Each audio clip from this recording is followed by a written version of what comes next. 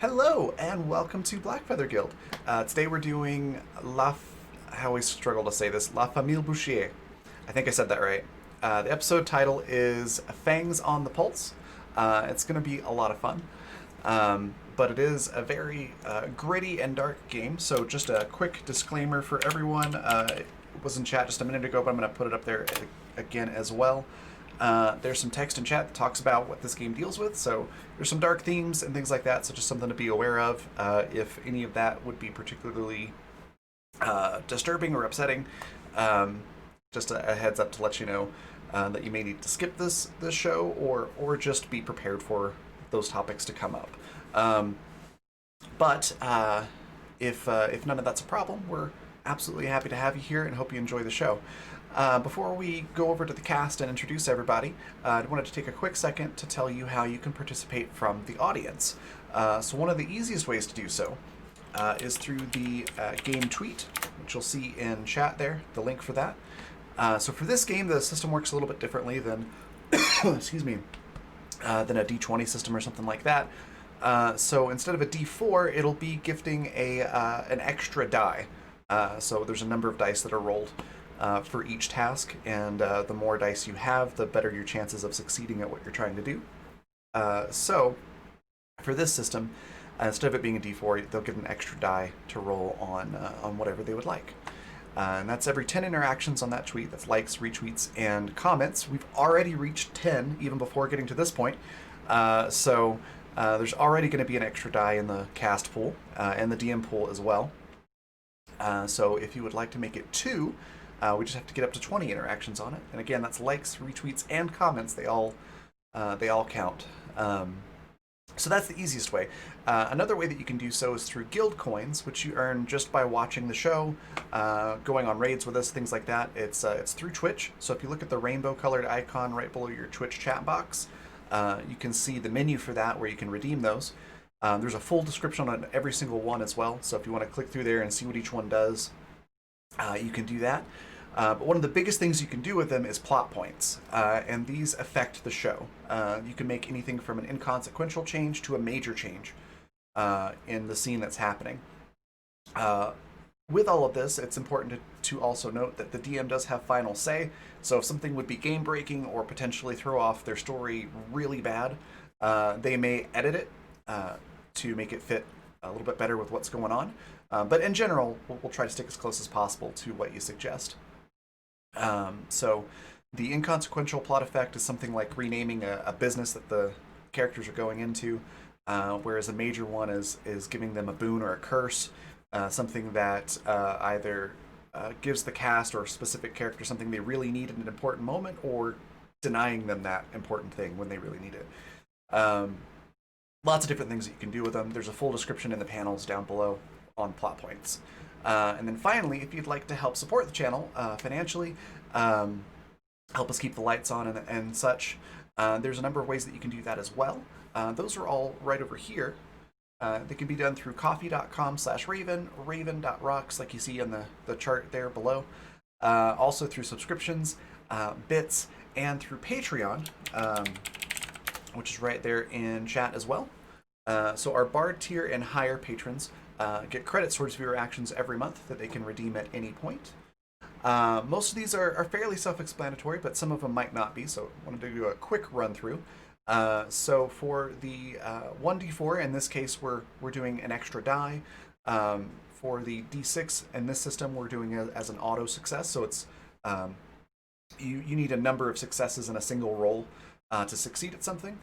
So this adds an automatic success on one of those dice, essentially.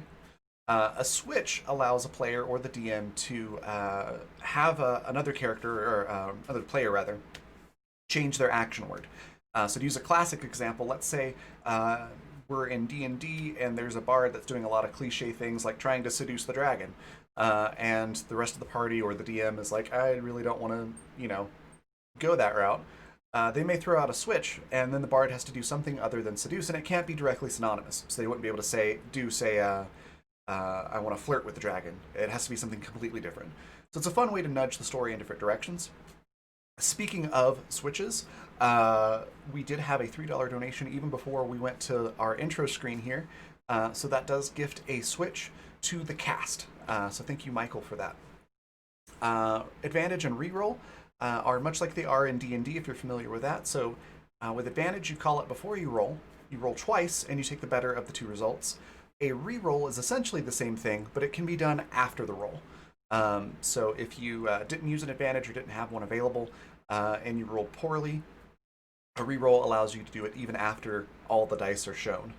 Complication is much like plot points, except you get a lot more leeway on what you want to do. Basically, 1 to 3 sentences, whatever you want, you can throw in there. Again, the DM does have final say, so they may edit it a little bit, but we'll try to stick as close to as possible to what you have there. So the only time it really gets edited is if it's game breaking or it really goes against the overall story. Um, Finally, swap 2 players for 5 minutes. The players will swap characters for 5 minutes, and that includes the DM. So you could put somebody else in the hot seat for 5 minutes if you wanted to. But it's any 2 players that you want will swap places. It's really really fun. It's amazing to see the different cast members try to imitate each other's characters for 5 minutes. And then finally, the one up. If a character would go to 0 hit points or die or fall unconscious, whatever the system has for that type of effect, rather than doing that, they will come back with 1 hit point or the system's equivalent of such. So they'll still be in danger, but it gives a character an extra chance to survive whatever's going on. So if you have a character or a cast member you particularly want to help live, that is a great way to do that. Um, and I think that's about everything. So I'm going to pass it back over to Zan. We'll introduce the cast. We'll talk about the disclaimer a little bit again, and we'll get into the show. So we're going to hop over here to the show page. And Zan, take it away. Of course, thank you so much, Raven.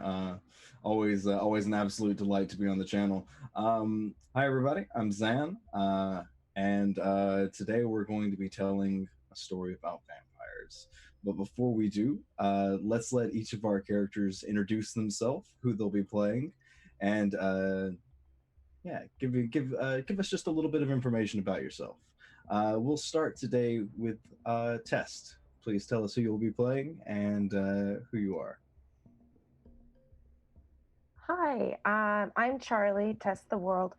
I am playing Lydia, an Italian vampire recently come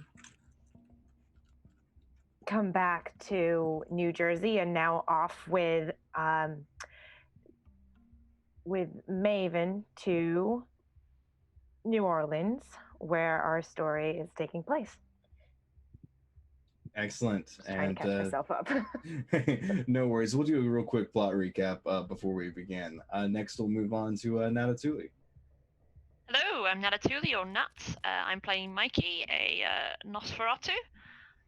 Bit of a scoundrel, bit sneaky. We'll see what he gets up to. Next, we'll be moving on to Michael Wayne. Hello there. I shall be playing Tabitha Tabbell, the audacious toreador that's here to add a little bit of style to your world. And Slowpoke. Hello, everyone. I'm Slowpoke. I'm going to be playing Silas Kaplan, also mostly known as Jet. Yeah, looking forward to it. Excellent. And Manicourse. Hello, I'm here. I'm going to be playing Maeve McCluskey. She has a big damn raven, and she's also from New Jersey area. Less of an Italian New Jersey and more of just a New Jersey, but like Southern Jersey, so you don't really get the Jersey, so yeah. Excellent. And our cast will be one vampire short tonight for reasons that will certainly be uncovered at a later time.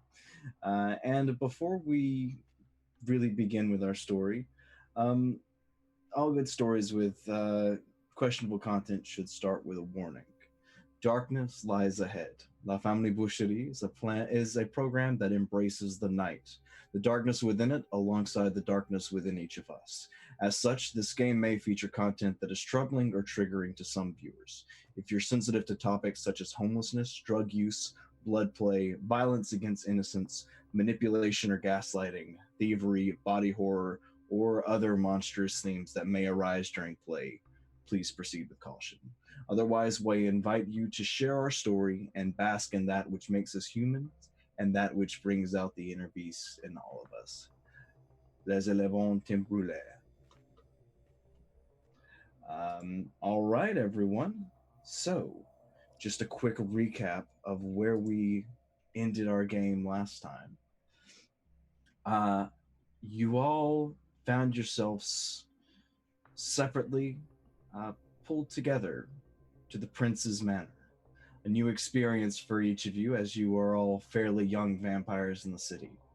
Two of you shipped down here specifically for this very purpose from New Jersey.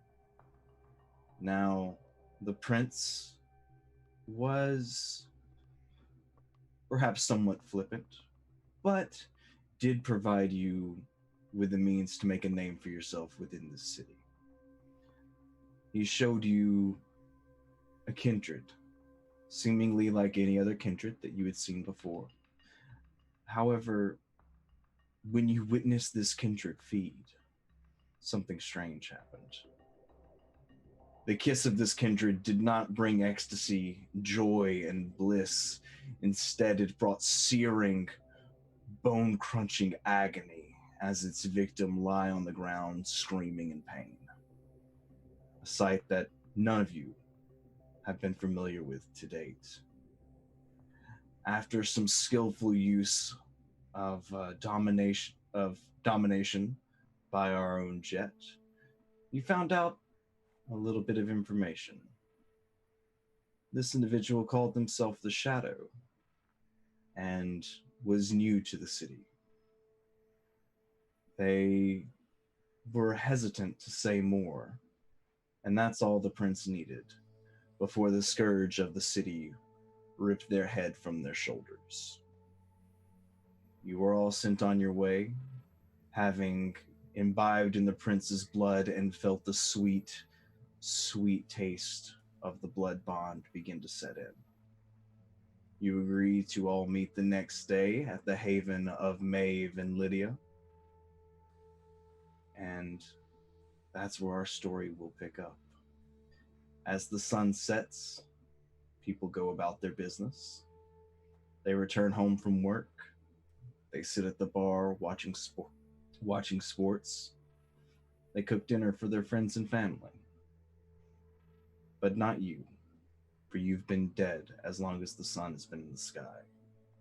But as the sun sets, your eyes open, and the beast inside of you makes its demands known. Before we begin, I would like each of you to make a hunger check.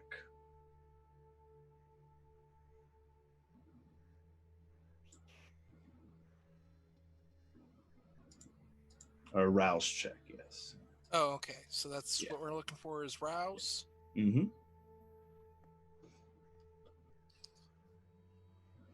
All right, Mikey, you control the beast. Lydia, you managed to subvert the beast in your stomach. Maeve, you can taste the blood of the kindred that your raven dug the eye out of the night before. And the beast claws at your belly a little stronger. Increase your hunger by 1. Where is it again? It's at the bottom of the sheet. It'll be a rouse check. Oh, okay. Next to frenzy. Yep. And Tabitha, you as well managed to keep your beast in check. So with most of your hungers not reaching preternatural levels, you all go about your business of the night. Since the meeting was agreed to take place at the domicile of Lydia and Maeve, I think it's fair that we start there. How do the two of you start your day? How do the two of we start our day? This is your first full day or night in New Orleans. I think Maeve has like a little bit of an obsession with the balcony that's like wrought iron fenced in and overlooking part of the French Quarter. Mm-hmm. And so like probably as soon as she wakes up, she's just like at the balcony railing, just like, ooh. Excellent. Lydia, how does this new city feel to your undead bones?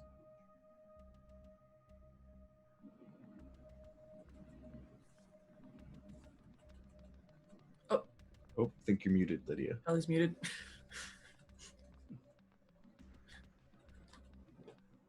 Charlie, you're muted.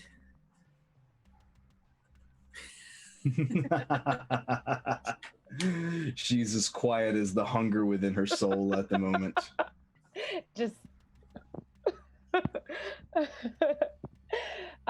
Lydia has an affinity for going for walks first thing in the evening.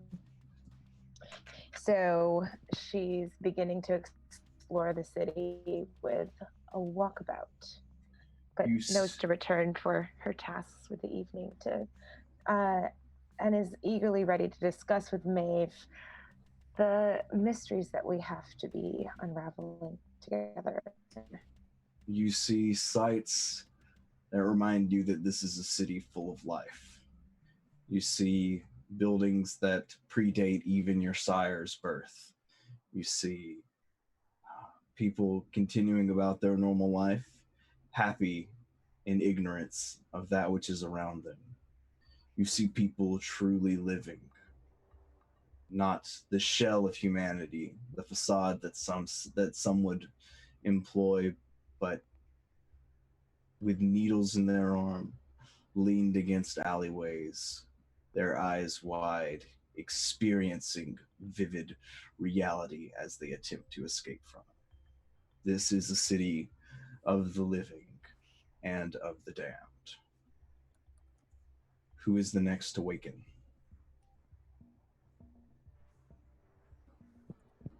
If you guys don't have, I have an idea.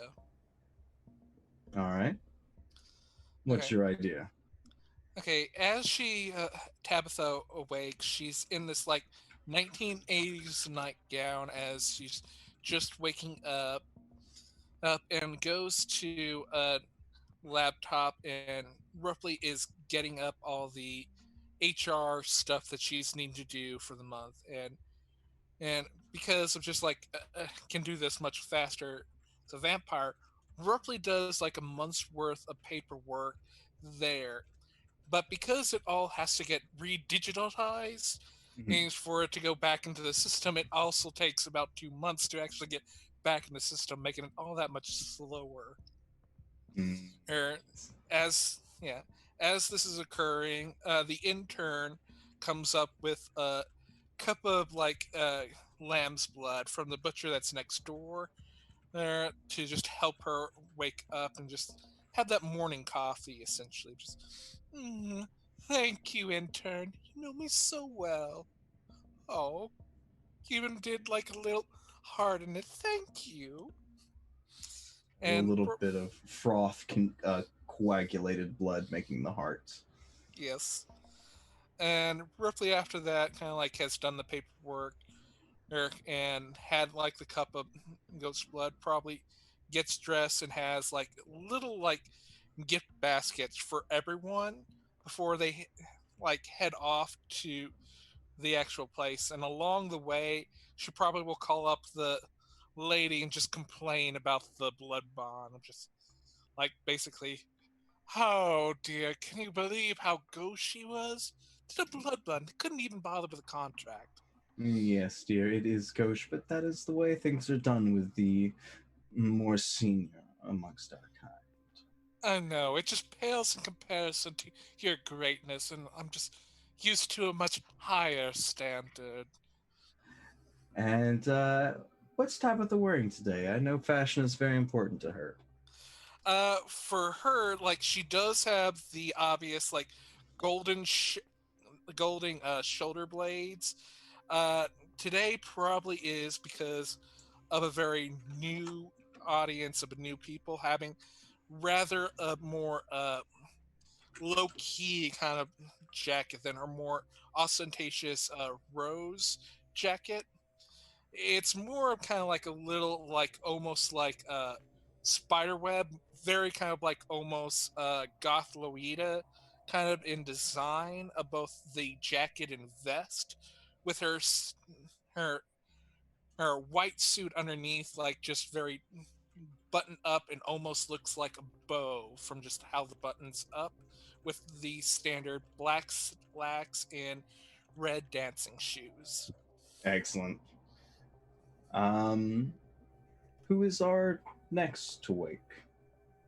And Mikey'd probably wake up relatively quickly in his little abandoned stockroom of a haven.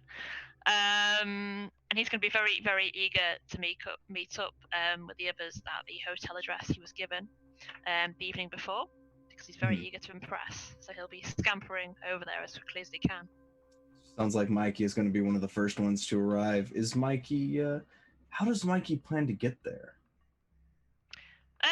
I would say he wouldn't employ his disciplines because he knows the city very well and he knows the back alleys and the methods of getting there. So he's going to go on foot. If he has to use the sewers to get there, he would, but he'd rather use alleys, etc. if he can. I see. For fun, why don't you make me a dex and stealth check? Okay.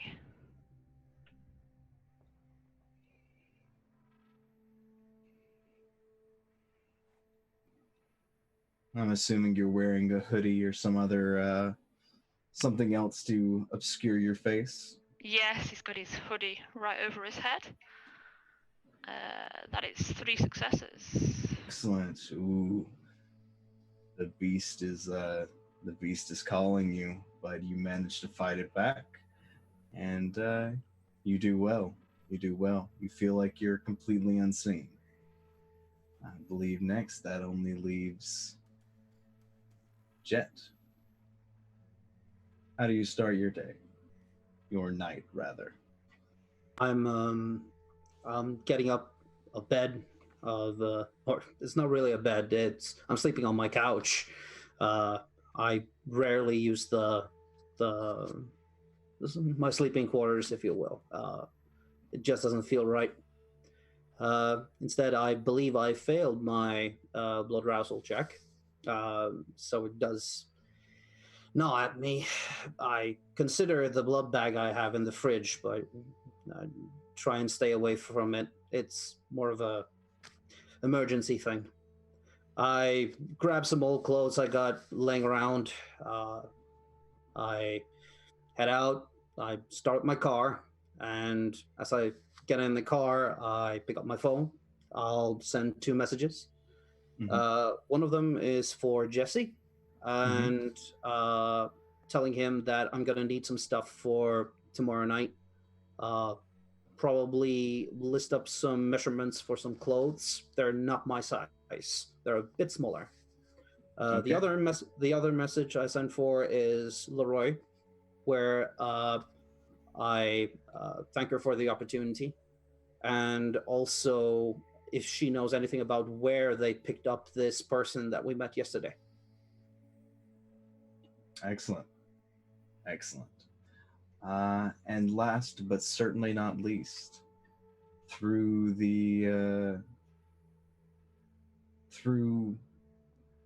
an obscuring curtain, almost the kind that you would see in a confessional, we see a coffin, classic in design, wooden, bearing symbols of one's faith and devotion to a higher power.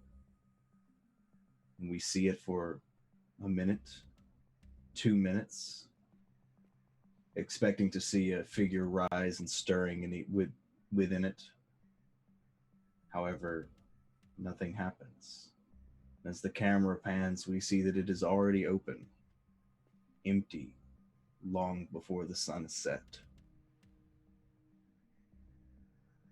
The pastor is nowhere to be seen. So, I believe we established that Mikey would be the first to arrive. Is that fair to say? I would say so, yes. All right. Lydia, have you returned by the time that Mikey arrives?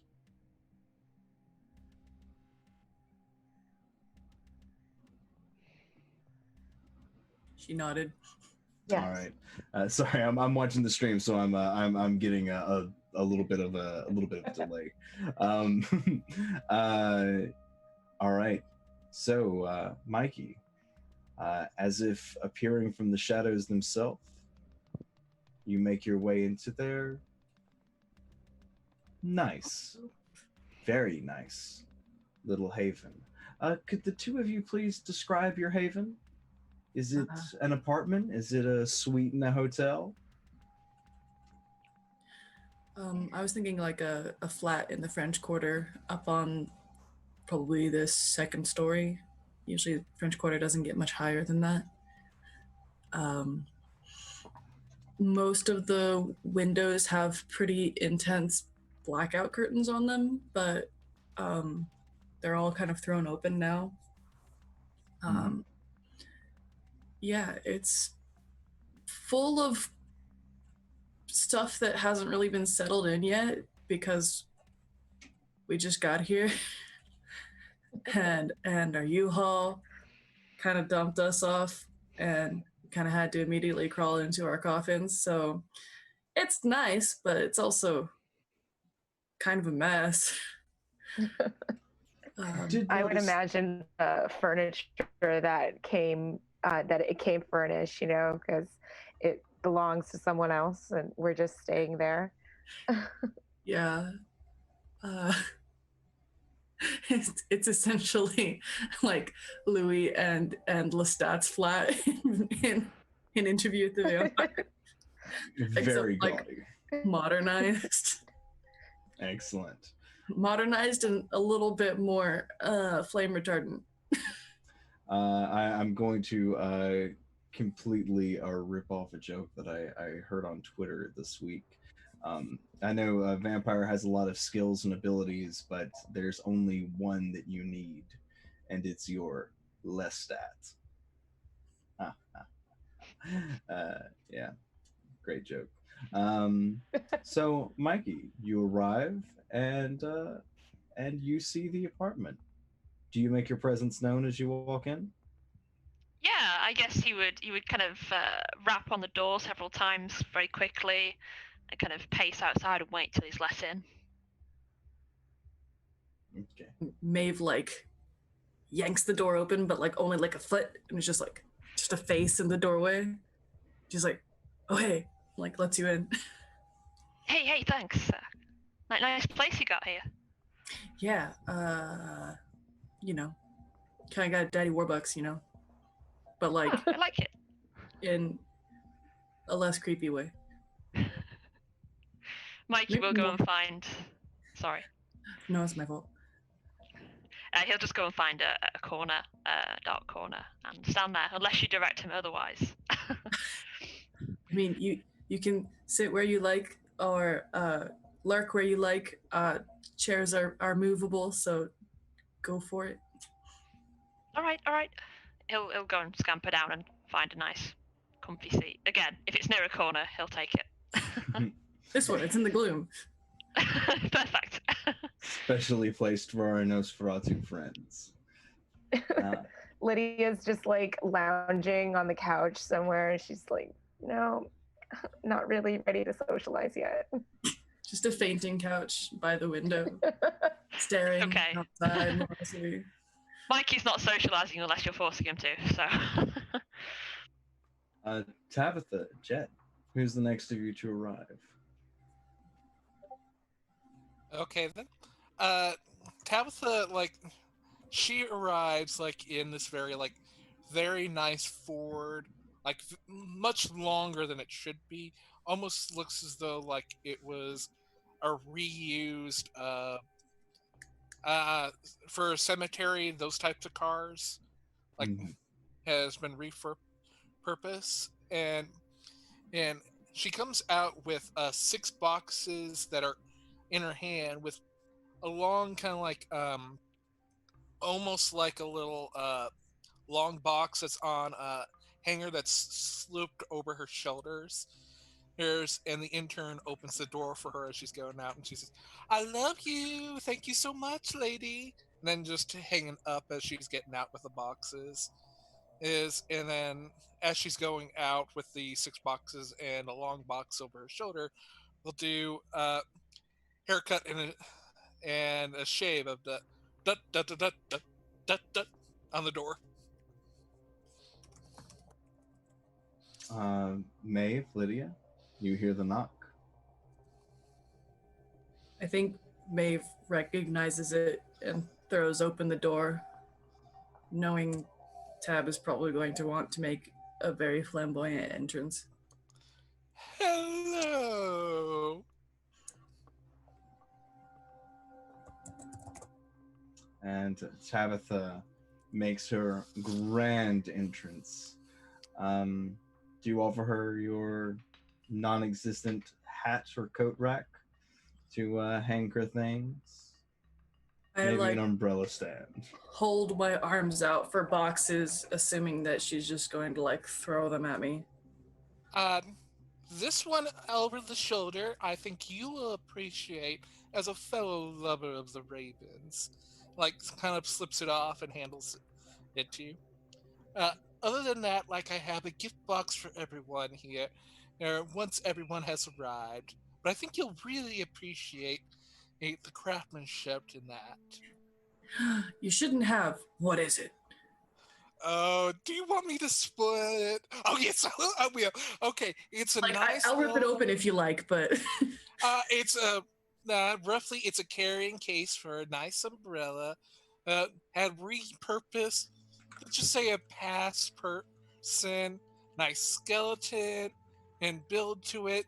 Very rough. Has a pink build to it, and perfect for your raven. Just to sit on while you're in the shade. that's delightful. I know Nikolai will like that. I know. They always do love the sweetest things.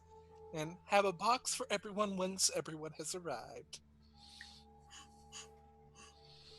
All right. I'm excited. And our final guest, after sending his messages and making his way, what kind of car is it that you drive, Jet? What suits Jet's style? Well, it's nothing about style, really. According to my background, I have at least I can have multiple cars, I believe. So I have one unassuming car that I'm using now, and then another that is more for business, if you will. For now, I'm going unassuming since we're in the French Quarter. I don't want to have an expensive car standing out there. So I'm driving my 90s model Toyota Corolla. Gets the job done. It's well kept, but it's unassuming and nobody would want that. And just because I have to ask, how are you feeling tonight, Jet? You've got the beast in your belly, but the demons in your head. How are you doing? I mean, the Toyota doesn't have a CD player or anything. It does have a cassette player. So I've actually gone through the bother of recording something on a small cassette. It plays the same 4 songs all over. It's like a mantra to me. If anything, I feel focused, at least here. I feel more sociable. That's something. Excellent. That's good to know. And with that, you make your way up to the apartment and knock on the door. How do you knock? Sorry. Hello there, everyone. May I come in? Of course. Thank you. I've acquired a new umbrella. Lovely. So, with our cast together for the moment, how long do you wait for the father? Are we waiting on someone? I believe we're 1 man short. Has anyone contacted him?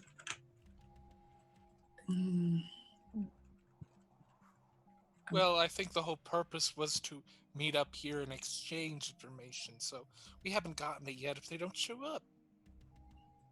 I'm already on my phone starting a message. Who are you calling? Or texting? Oh no.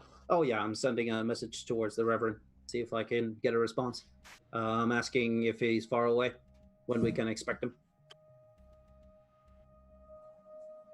The message is read, but there's no response given. Well, we might have an issue here. I hold my phone up to show everyone. I guess by now it's not too long ago, but I'm seeing he's not writing back.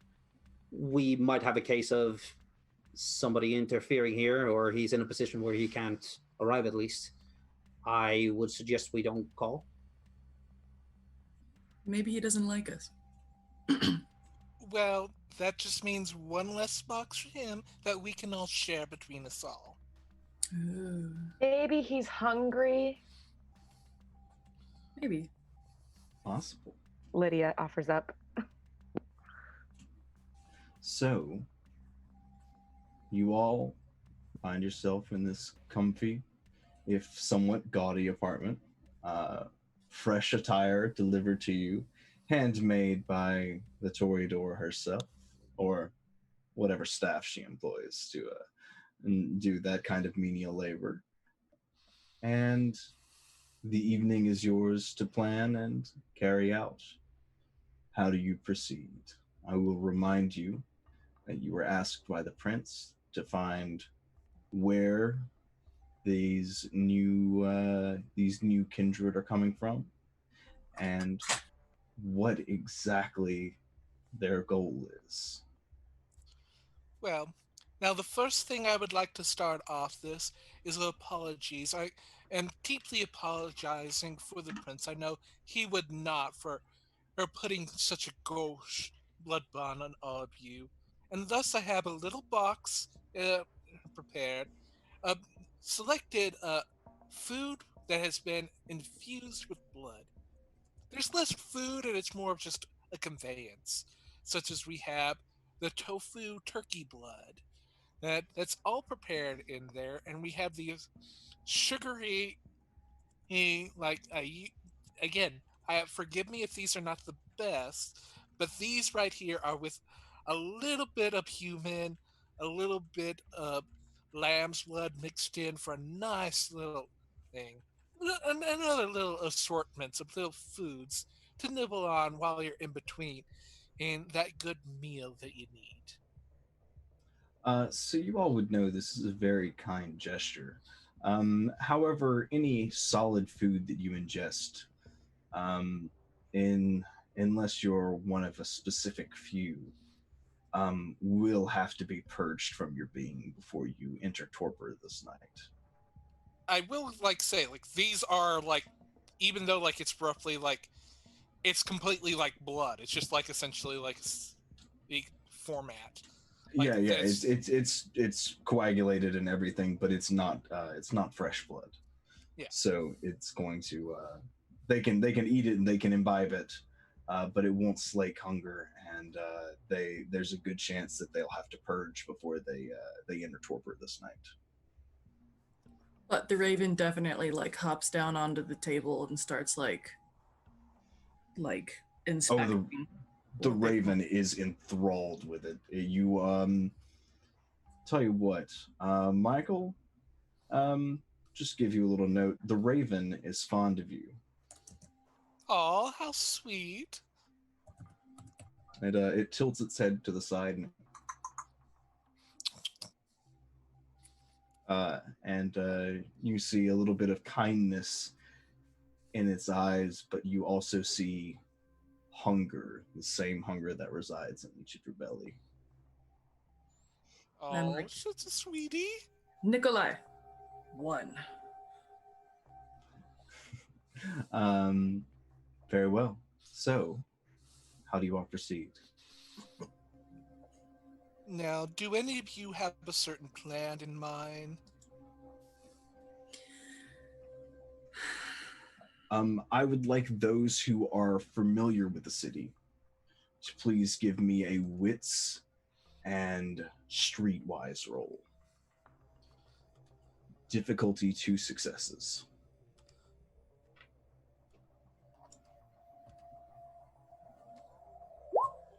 Any modifier? No modifier.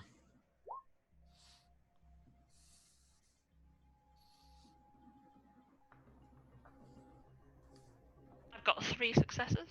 Got 3 successes. What about you, Slowpoke? You said wits and. Wits and streetwise. I got 1 success.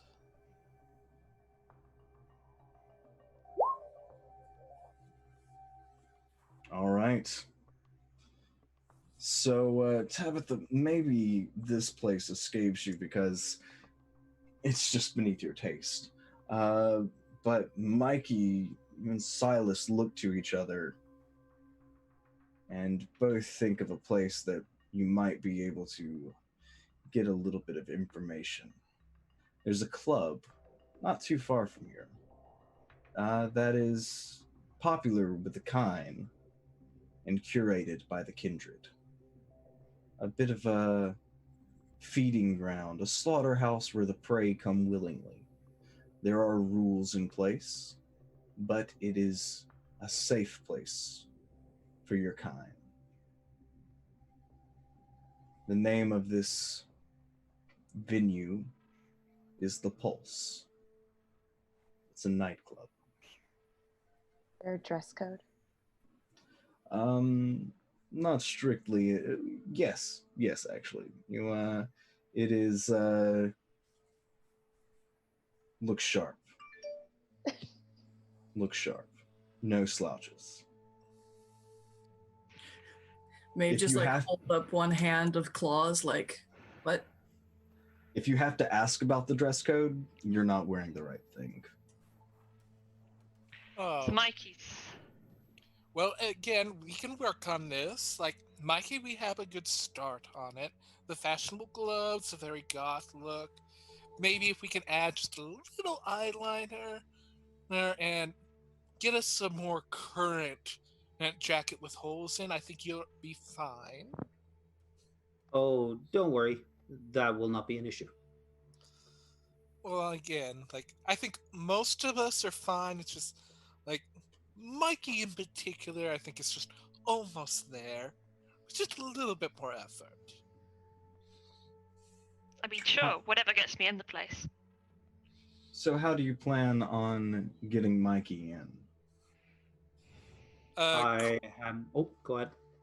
I'm good with if this is a craft roll, but again, like, it's like almost like a slight little modification of their wardrobe to make it more that it's a style rather than they just haven't kept it well kept. I think we could see this as a craft roll. I think this will be craft and wits. Okay. Dang it, wrong tab. Difficulty is going to be 3 successes. Oh, so close. Aw. I'll let you know that you can expend a willpower to reroll up to 3 dice. Nah, like, I find it funnier, like, the reason why doesn't get just right is, like, Mikey's just going, no, like, that's too much. It's close, but it might, if there wasn't a bouncer at the door, it might be able to work, but you feel like under close scrutiny, you're going to stick out. Silas is watching this, just going, don't worry. If it comes to it, they won't remember a thing. Mikey's just gonna say, I mean, we could play dress up, but I can do this thing where I can change my face. I mean, would that work if I can make Well, I myself think look a bit that more might. respectable? Yeah, just a little over the top. Just one where, like, you have the nose a little bit higher up, the lips in a more, like, grimace of, like, oh, I have to be here. I think that would really sell. Yeah, channel your inner Picasso. Yes.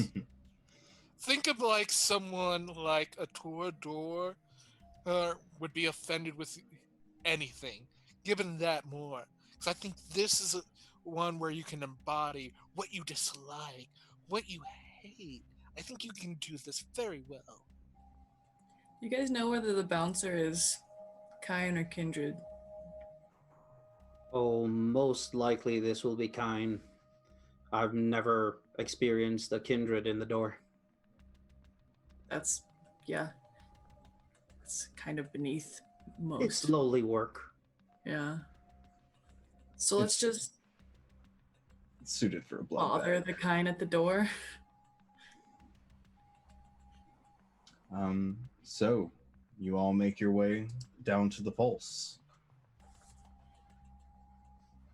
And as you do, the music is going to change.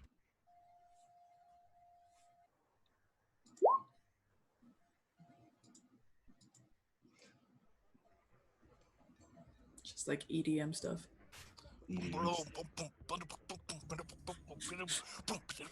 Before we go in, Mikey's just gonna use Masq of 1,000 Faces. All right. And just change his face into some kind of normal nose, acceptable kind of normal 20-something human male. Obviously not quite as much dirt streaked across his face. Mm-hmm. Does that require a rouse check? It does indeed, and I rolled it and I succeeded. Excellent. You're doing well. You're doing well.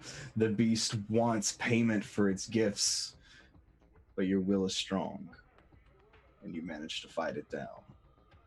For now. So you all make your way to the pulse, brightly lit on the outside, though from the inside you see no lights. Heavily tinted glass, and a line of succulent blood bags reaching around the corner. How do you proceed? I'll be following. I think I'll be following. So I'll put myself last in the queue. Okay. I would think Belle would probably go up to the bouncer first, going, "Oh, hello there. How are you?" And just kind of like talking it up as if she knows the bouncer really well, just like being overly familiar. Probably getting the name almost right of like it being Charles, and she's just going, "Oh, hello there, Chuck. How are you?" Oh, you don't have presents, do you, Tabitha? Oh, you think I'd be without presents for you? Sure, you can make a, let's see, why don't you make a manipulation and persuasion check, or manipulation and persuasion. Okay, now would that be subterfuge? No, that would be persuasion. Okay, so persuasion and charisma? Manipulation is the attribute, and persuasion is the skill. Let's see if I fail.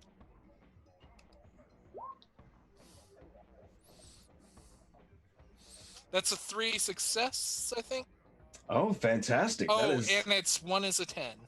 nice. Yeah, you do excellently. The bouncer is completely enthralled with your presence. So, wow. Hey, I haven't seen you before.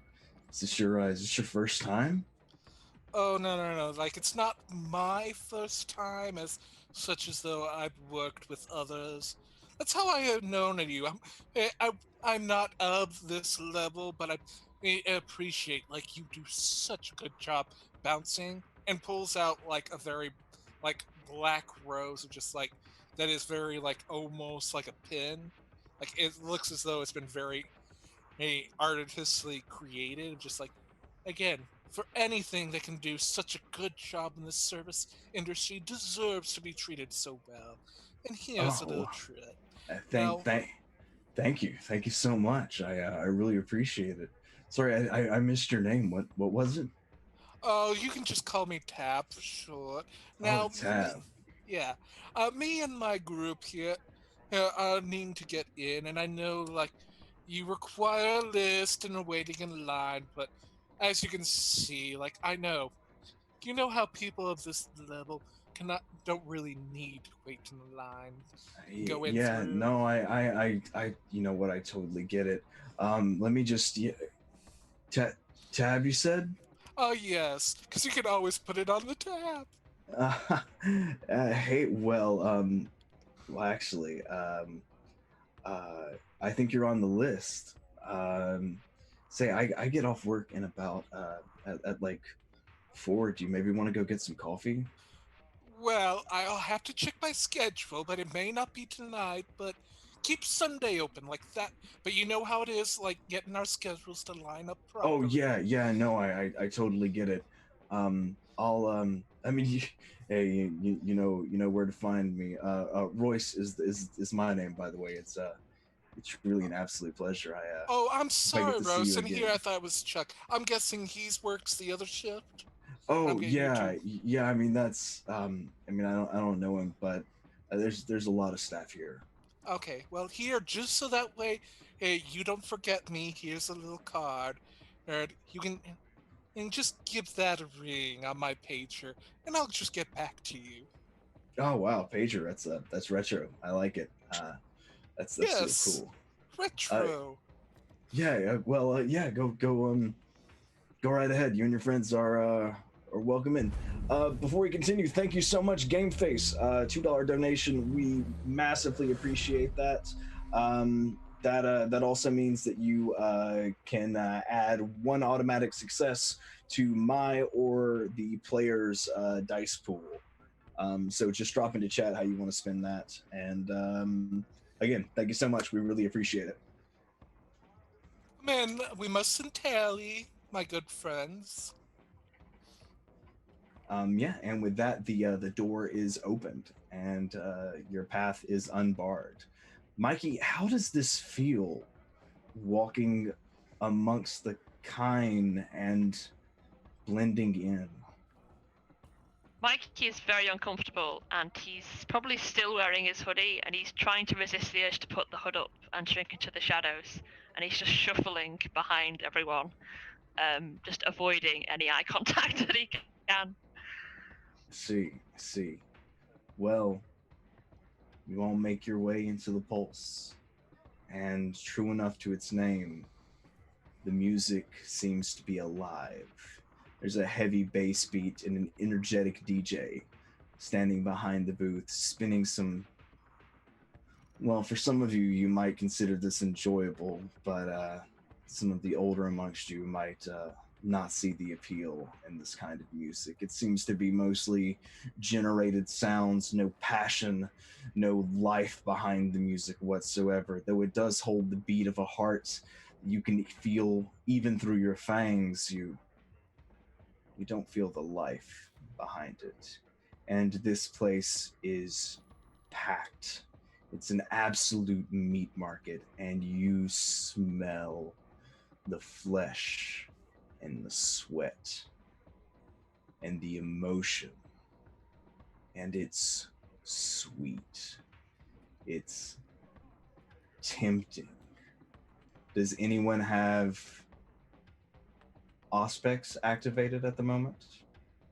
Tabitha doesn't yet, but does have it kind of like almost like using it kind of as a blinder more than to actually spread out and check, more just to keep it central, well, on those that are within the group, so that way like is not easily distracted by the multitudes of sounds, just like So we're going to say that Tab has it activated on the sensation of her clothes against her skin. The silks and the satins and the fine fabrics acting as a bit of a buffer between her and the vibrant sensations of the rest of the room. and Jet, I believe you also have access to Auspex. Is yours activated at the moment? No, mine is not. Very well. So you're all solidly in the pulse. What do you now do? I believe that we all have an angle to go at. Mikey, I believe like you in particular can focus on the very grunge aspect that's around here. I think that's something that you'd be very good at. You mean like sneaking around and stuff? Yes. And if now I got something for you, just in particular, in case you feel overwhelmed, over nervous, and this kind of situation. And she pulls out a little pin that's made out of a bone finger. That's in particular looks like the bone of the middle finger for Mikey. And just like here, just something of little comfort as you're having to deal with this social interaction. I know might be a little too much, but yeah, you keep an eye, like sneaking around, looking for the things that are out of place. Because I think there's going to be something out of place occurring. Mikey takes it and kind of flicks it around his fingers a few times and then kind of stuffs it into his pocket like a magpie scribbling away a treasure. He nods at you and says, "Hey, thanks." That is beautiful imagery right there. Absolutely beautiful imagery. Now, does anyone else have a plan on how we're going to do this, or are we just going to wing it? I might have some context here, depending.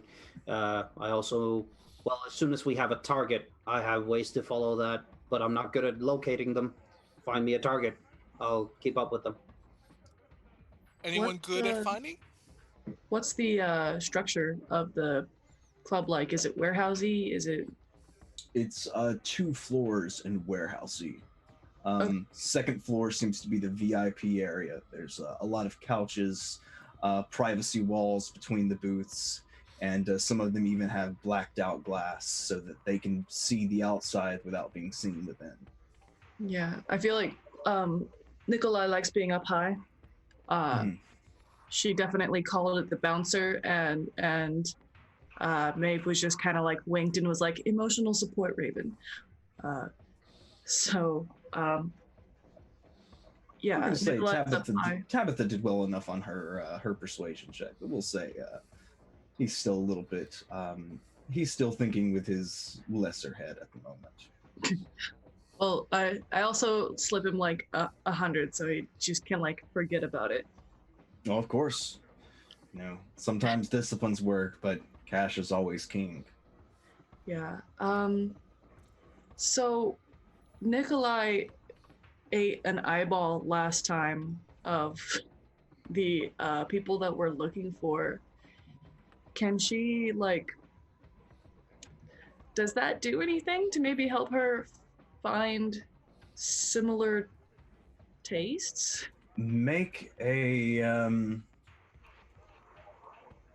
wits and alertness using your dice pool. Wits and alertness using my dice pool. This is the first time I've gotten to do this. Dice plus alertness. I have no idea how to do this. Wits. That's okay. We're all learning here. The blood and XP tab? No. I'm into wits. Don't start with wits. Start with alertness, and then it'll tell you it'll ask you to add anything to it, and add wits. Where is alertness? Alertness will be under skills. Skills? Mm-hmm. There's not an alertness in there. No, I believe it's all the way up the bottom. Awareness. I'm so sorry. Alertness is Old World of Darkness. I'm sorry, y'all. I'm an old man, and I grew up playing the 1990s version of Vampire, so I'm still learning a little bit myself. Sorry about that, y'all. Awareness and wits. Yes. Okay. No modifiers? No modifiers. Okay. The fact that your Raven has tasted supernatural blood is what's allowing you to make this roll. Okay. I rolled. This game is weird. Yeah. Don't worry. As long as 3 successes. So as long as you have any successes in the top one, they all count the same. Okay. If you only have successes in the bottom, that's when things start getting bestial. Oh, is that like a messy success or whatever it is? Yeah, that's when you start getting into messy criticals. But that's not a situation we have to worry about yet. Using the fact that Nikolai has fed both on you and on this other kindred, uh, she is aware that kindred are present in this nightclub. Well, I figured, The but exact scent, it's hard to tell. She smells someone that smells like you, but can't quite place them in the throng of people. interesting. Are we looking at more of a what the fuck is the word that I want? Like a higher concentration of kindred in the VIP kind of upstairs section? The smell, definitely, it's pinging something behind one of those tinted glass VIP sections. Okay, we may want to head upstairs. Okay, now this may be not a good idea, but do you think that you, Mauve, and thank you, Mabe, you, Mabe, and the pastor would take the route of upstairs, get a good eye view? Pastor's The pastor's not here. Eventually. Oh, sorry, I'm thinking of Ahmad. Sorry, it's pastor. Sorry. Who? Who? Who are we talking about? Ahmad, the one who said. Jet. Jet. Yeah. Jet. Yeah. Like I for clarity's sake, let's try to refer to each other by character names. Yes. Unless we're doing intros, outros, that kind of stuff. Now, you two who could take care of the upstairs. Sure. Lydia, I'm not sure. What would you be able to focus in? Because I know, like, I could probably go about dealing with the actual servers, the DJs, interact with those that are doing the service here. What about you? Because we got Mikey that'll be surveilling the darkness here. Yeah, Maeve's not afraid of going upstairs. So, Lydia, do you want to join them or go at this at another angle? Because I think we can go at this with... Because I think it sounds like we have a two-pronged plan. And I do love me a two-pronged plan. I'm on board. So what are we doing exactly? Just looking for anything suspicious? I mean, yes. What is the criteria here? Well, we're also looking for someone who is feeding differently, is hunting differently. So think of like who would be not a hunt. bit careful as to exactly what we're looking for. We're looking for new people, someone who recently showed up, a new face. If they all feed like the one we saw last night, I don't think they're doing it in public, but they might be interested in finding someone who would offer up stock for them to eat from. Is what I'm thinking, at least.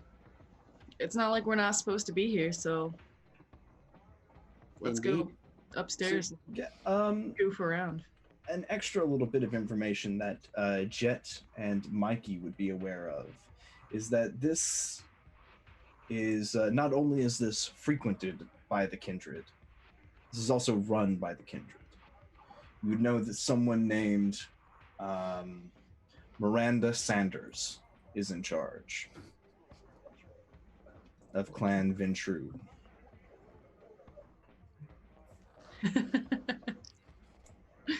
So why don't some one of us just go talk to the barkeep then?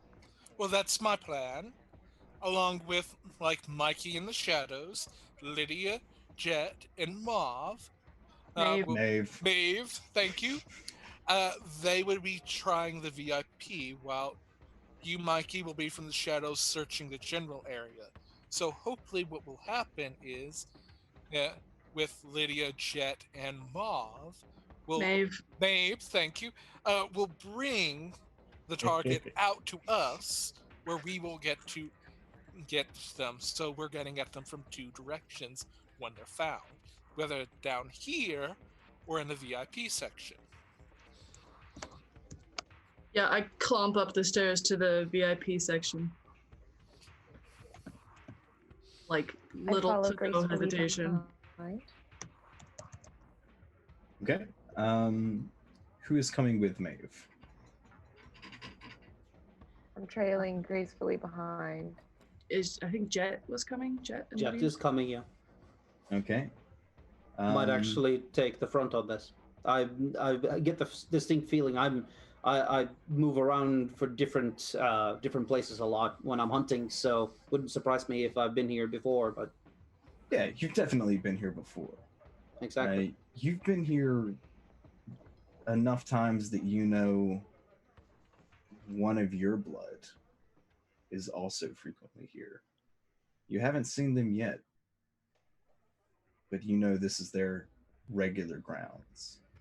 And while you haven't had any conflicts, they seem to be afflicted with the curse a little more strongly than you.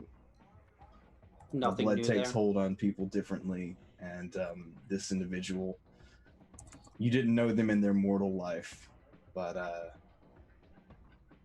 they're definitely difficult in their unlife.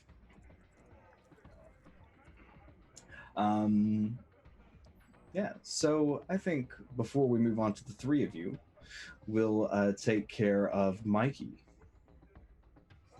So if this is the kind of joint where you can kind of leave and come back, Mikey's gonna. Would it be? It's once you're in, you're in. Okay.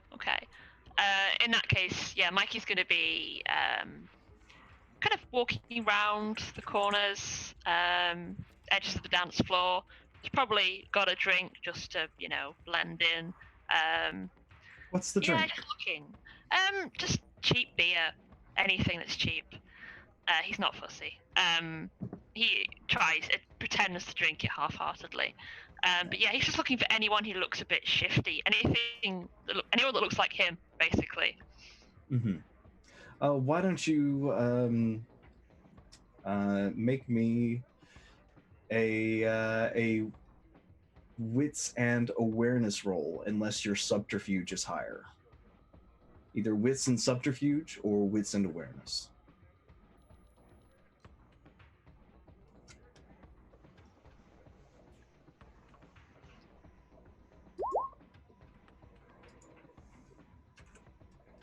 So that's 2 successes.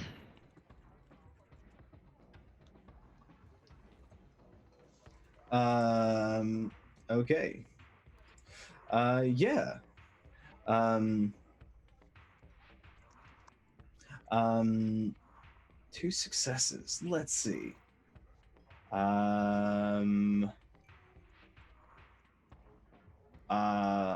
I think with 2 successes, you see a kindred standing on the second floor. You can tell they're a kindred from the way they hold themselves, the predatory vibe in their shoulders, the way they hold their chin out and just breathe deep and relish in the scent of the prey.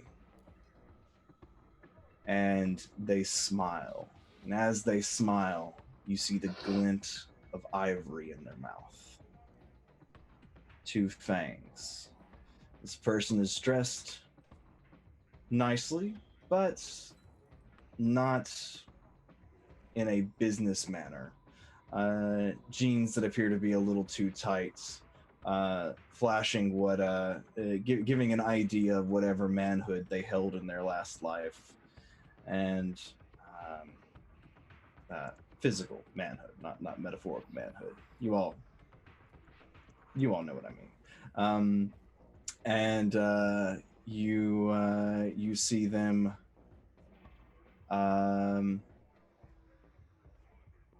Yeah, they are definitely a predator. Silver shirt with embossed Ed Hardy style graphics. So, this is the second floor where the VIP section is, where they've just gone, right? Yes.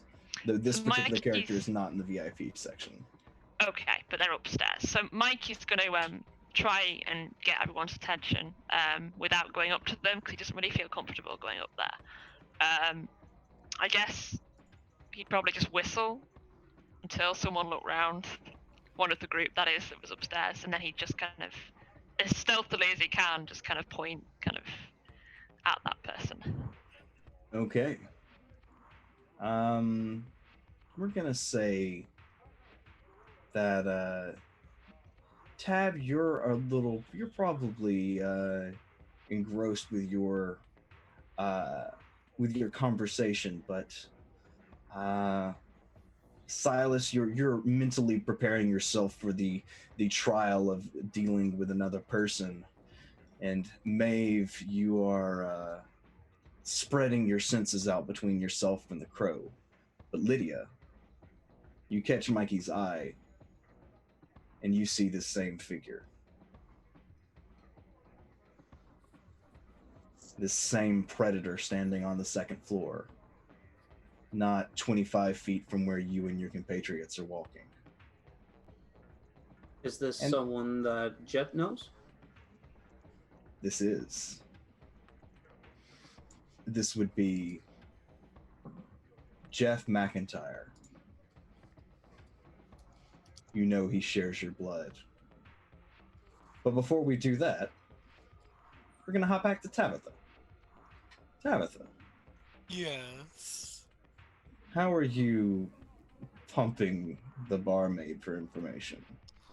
Well, it would start off not start off actually with the wait staff Mhm. before moving to the bartender of like getting in that kind of like building up a little information of, oh, what do you know? Like I know it's I probably shouldn't and pry in, but would like to know a little bit more of the bartender so that way I can make sure they are paid rightfully, and then would probably like pull out like make a $20 bill just kind of like for the wait staff for the information, almost as though like Tabitha is trying to get the information to hit on the bartender to know what they like before actually going up to the bartender.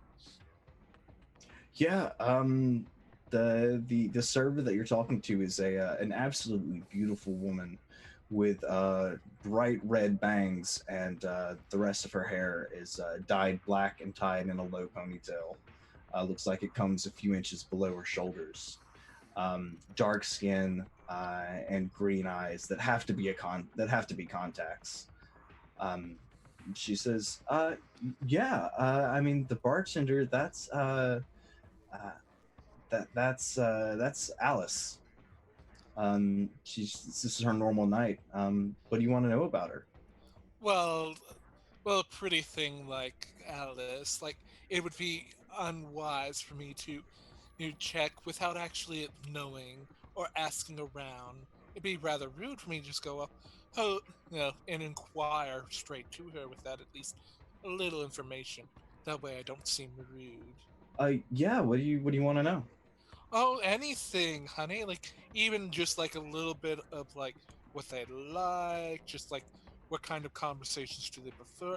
Again, like I love going up to a bartender and speaking to them about drinks and stuff, but it'd be rather rude for me to just go up there and just randomly talk unless I'm talking about something they enjoy, something they love.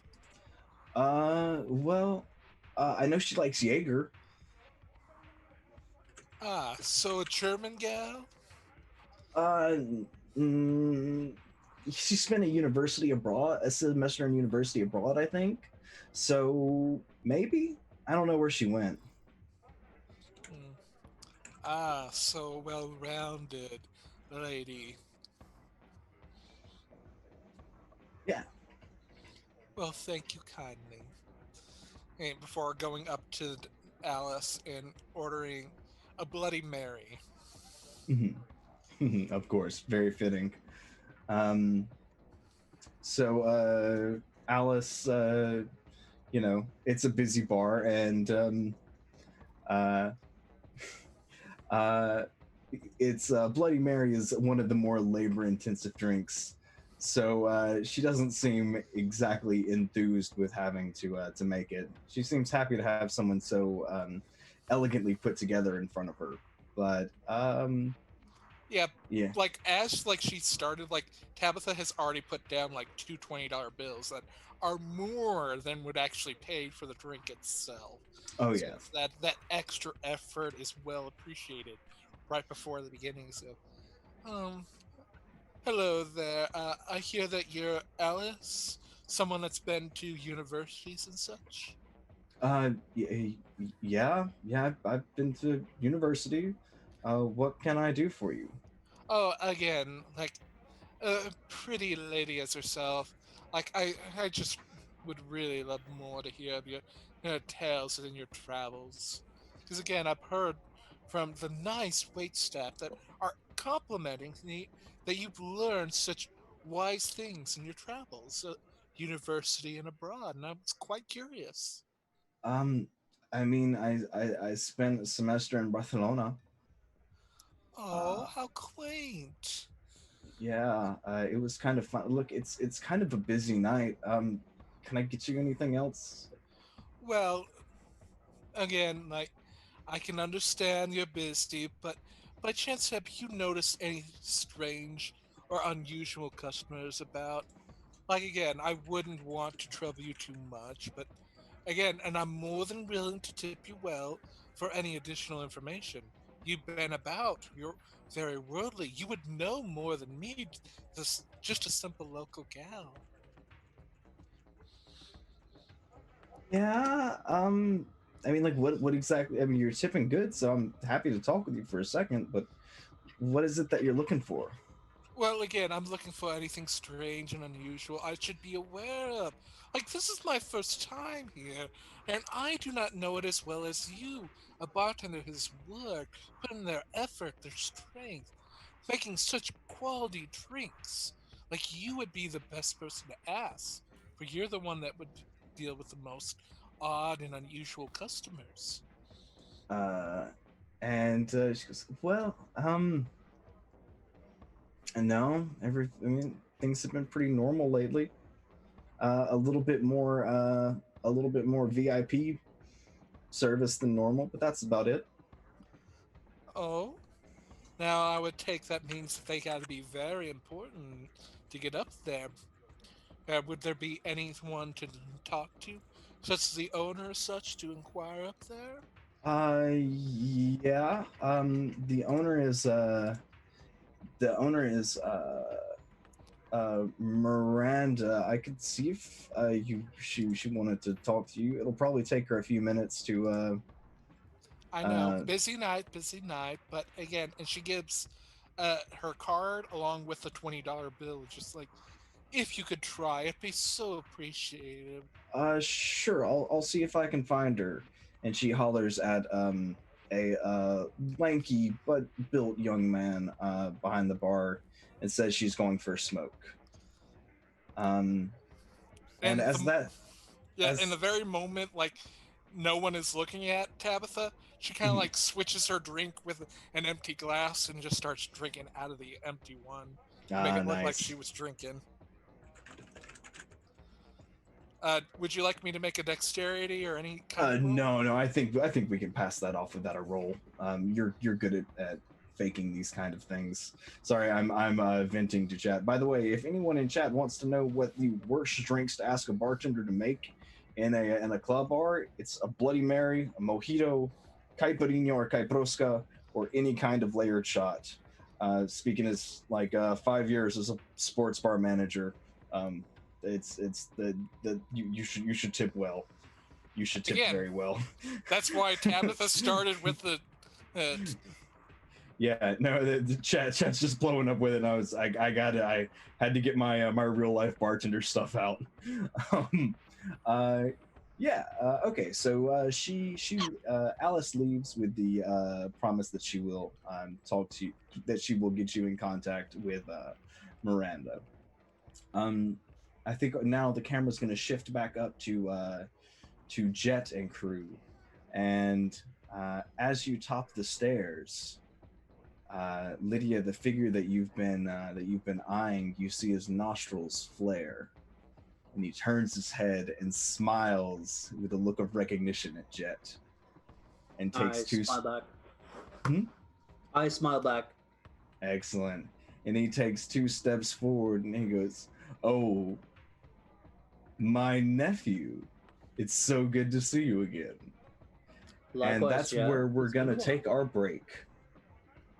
So we are a little bit over an hour and a half in, and I think that's a dramatically appropriate spot to take a little bit of a breather. So, everybody, we're going to take a quick 10-minute break to kind of stretch our legs, do some bio, do what we got to do. But we're doing something interesting for this game because this is such a kind of a bleak and dark game. During the break, if you have a question that you want to ask the cast, we're going to be taking questions, and then at the end of the session, I'll pick one and ask it to all the cast. Last week we did what was your favorite breakfast, because that's what the awesome folks on the Disaster Ghouls always do with their Blood on the Thames games. And so I definitely had to take the idea for the first session from them. And so if there's like a goofy idea of what's your character's favorite breakfast cereal when they were alive, or if your character was what's your character's favorite insect? Just something, a little goofums to kind of break the tension at the end of the session. Feel free to put those into chat, and we're all going to take a quick 10 or so minute break, and we will be right back. Remember, don't let the beast control you, my friends. And Raven, we'll leave it to you.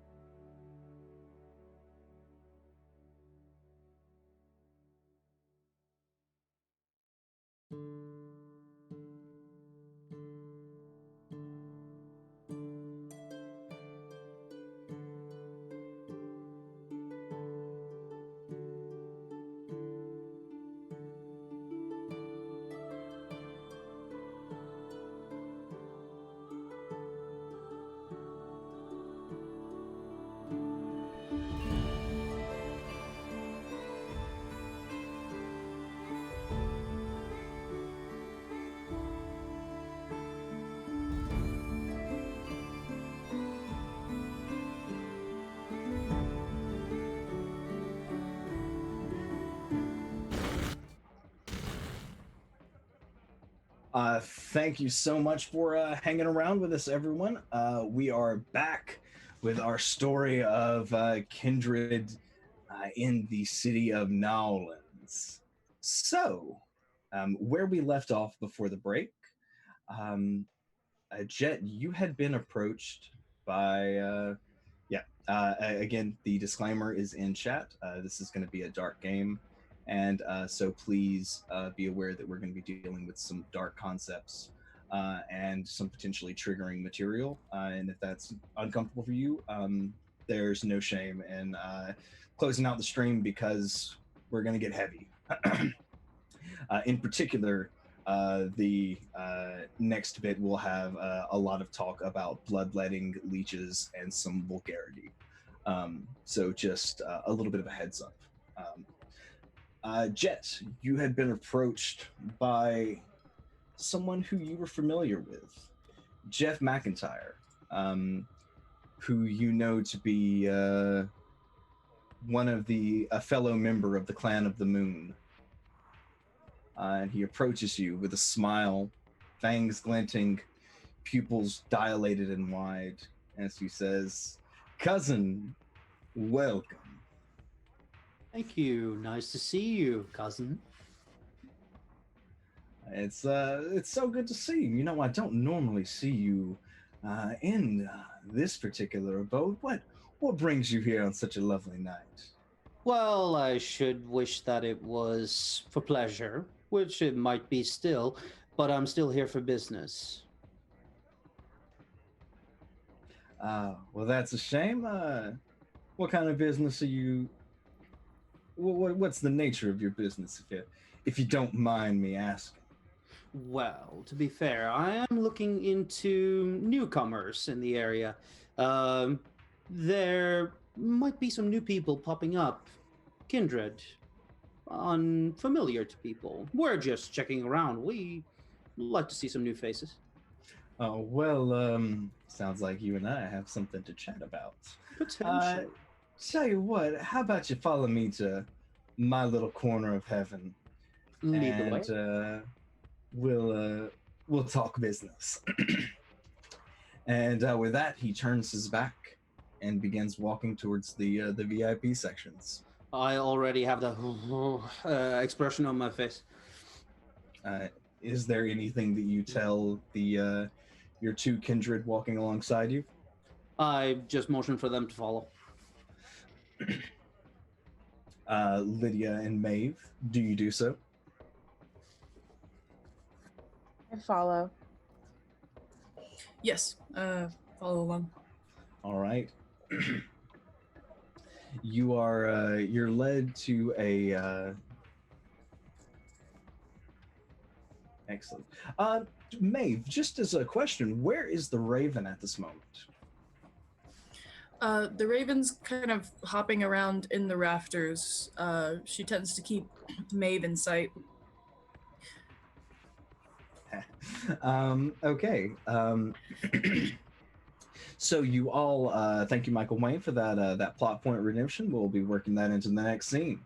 The plot point redemption for there's a person in the VIP that loves the Raven, and I think on this channel we all love the Raven.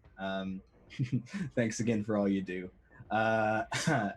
And we see our three vampires making their way to a comfortable lounge area with a tinted glass door that seems to be obscuring the view from anything inside, save for a dark silhouette of a few individuals. A quick question. Do I know if Jeff works at the establishment, or is this just a place he hangs out? It's he doesn't work for the establishment, but it's where he does business. Sometimes.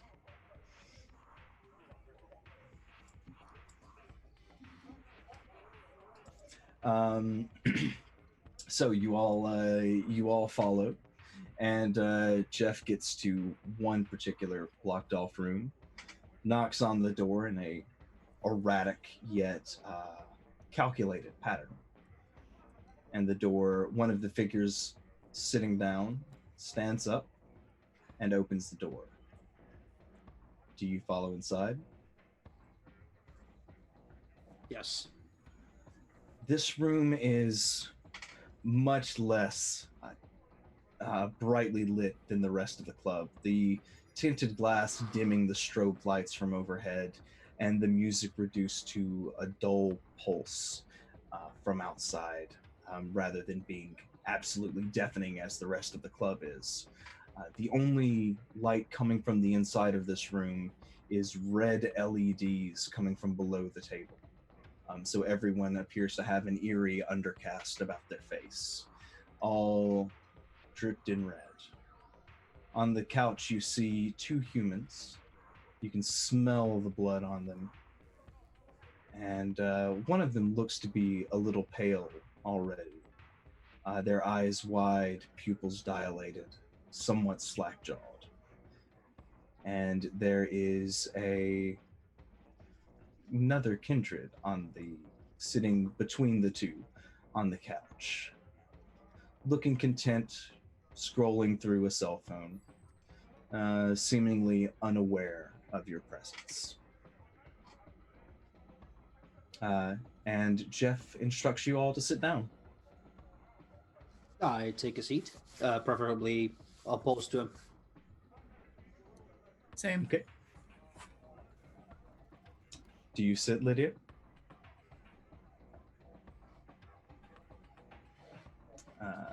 All right. So with that, you oops.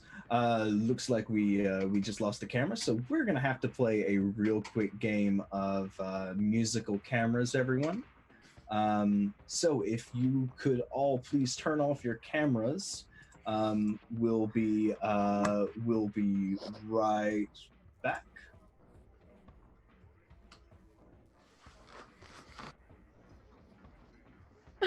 I'm sorry. It's okay, My Charlie. It internet is happens. just Musical sucking. cameras is half the fun of the game. No. Zang goes first.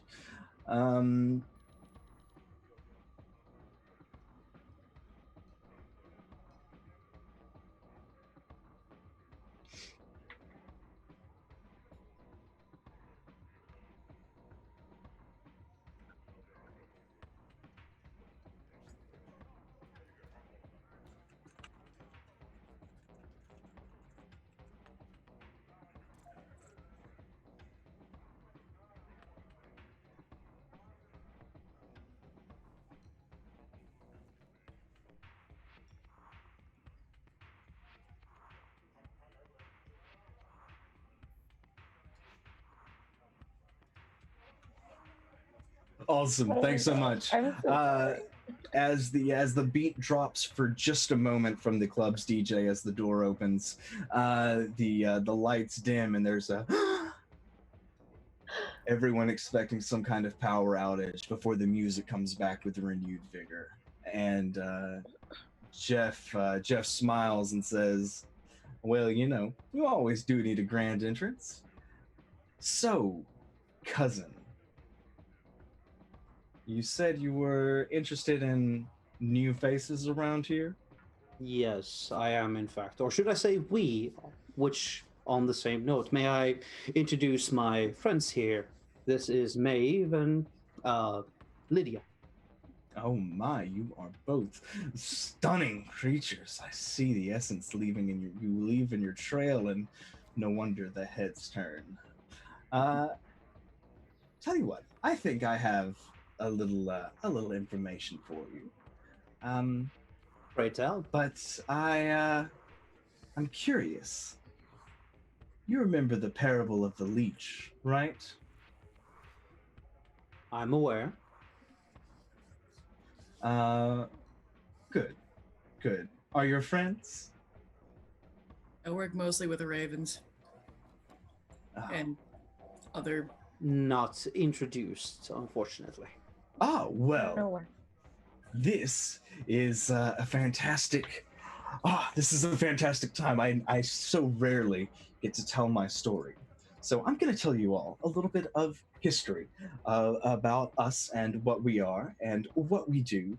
And it's mostly a bit of a folk tale in our circles. If you're not from around here, you might recognize it as a different version, but here in the Deep South, we like to spice things up just a little bit. So one day, there was an elephant, a massive and great beast, capable of killing anything it wished underneath its feet. But it is slow and it is dim-witted, much like the kind we feed on. Now, as this elephant walks through a pond, it picks up a few hosts, we'll say. The first host, he looks to Lydia. One of your kind was a leech. Well, all of these are leeches, but the first leech to find this elephant found the tusk, tried to pierce it to get at the blood beneath the skin, and found that it met resistance. So this leech decides force and brute strength is the only way to get what they want. And so it became strong and vicious. The next, and he points to Maeve, one of you found its tail and thought to itself, my, this is an energetic beast. I must become the same frenzying animal to keep on and keep my grasp. And so it did, relying on the beast and becoming and further integrating itself within it. Next was a leech of the Ventru, and it found itself attached to the legs. And it said, my, what powerful structures, what pillars of strength. However, they have no suppleness, no resistance. They can only move in one direction, and I shall only move forward. And this is what became of the Ventru. The Toreador, it found the beast ears, prominently displayed, ever moving, and easily seen by those all around it. And it said, this is what I must become. I must be seen at all times. Now, the next was a little more unfortunate. The next leech found its ass, crawled inside and began to feast. And in this dark, wet hole smelling of shit, it said, oh, surely this beast is only constructed of filth and darkness and sewers. This is what I must become. This is my home. So said the Nosferatu. Now, then there is us, the clan of the lunatics, as so we're called. We missed the elephant entirely. We heard the fuss, we heard the commotion, but we saw nothing and decided, of course, this is what the world must be. Everyone making a fuss over something that is not actually there. And so we eschewed such things. But this is what you all know.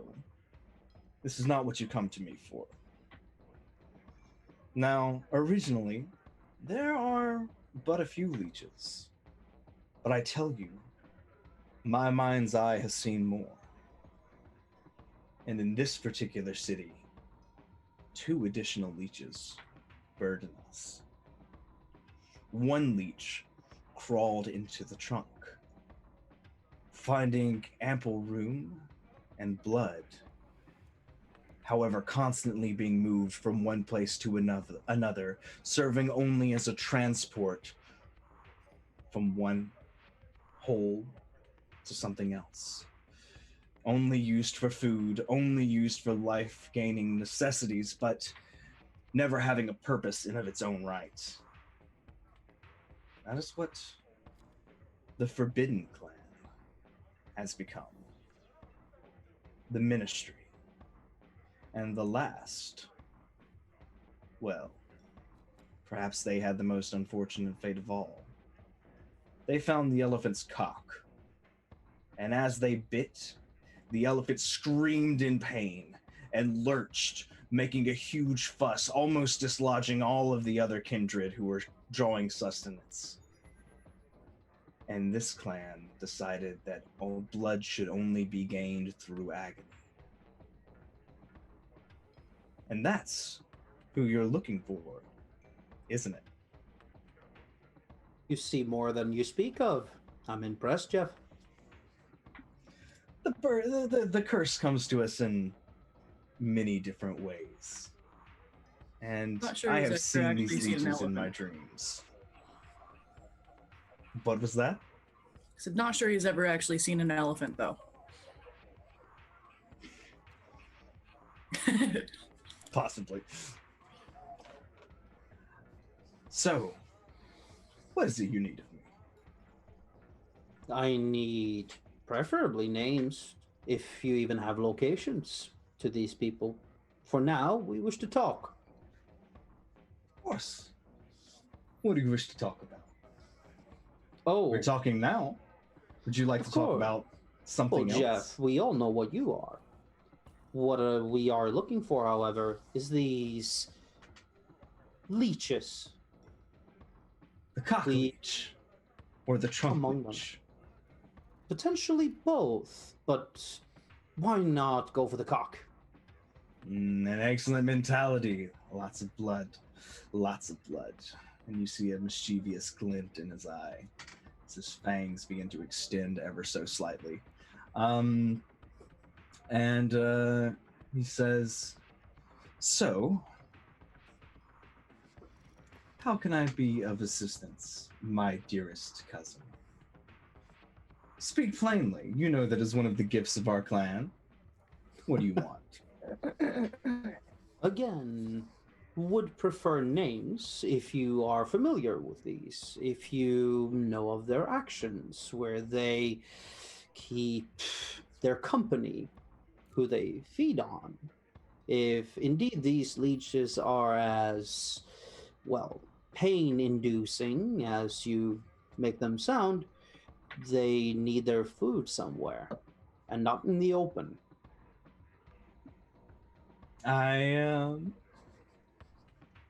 I don't think I'm the one to help you with that.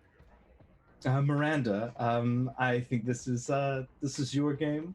I've played the bait. Now time for your hook. And the well-dressed woman who's been staring at her cell phone sighs deeply, as though she is tired of hearing this story and was just waiting for her cue. Goes, thank you, Jeff. Yes. So, you're looking for information. Potentially, yes. If there's anything of value, of course. There's information to be had. There's always information to be had for a price. Say perhaps I know something of what you speak. Now,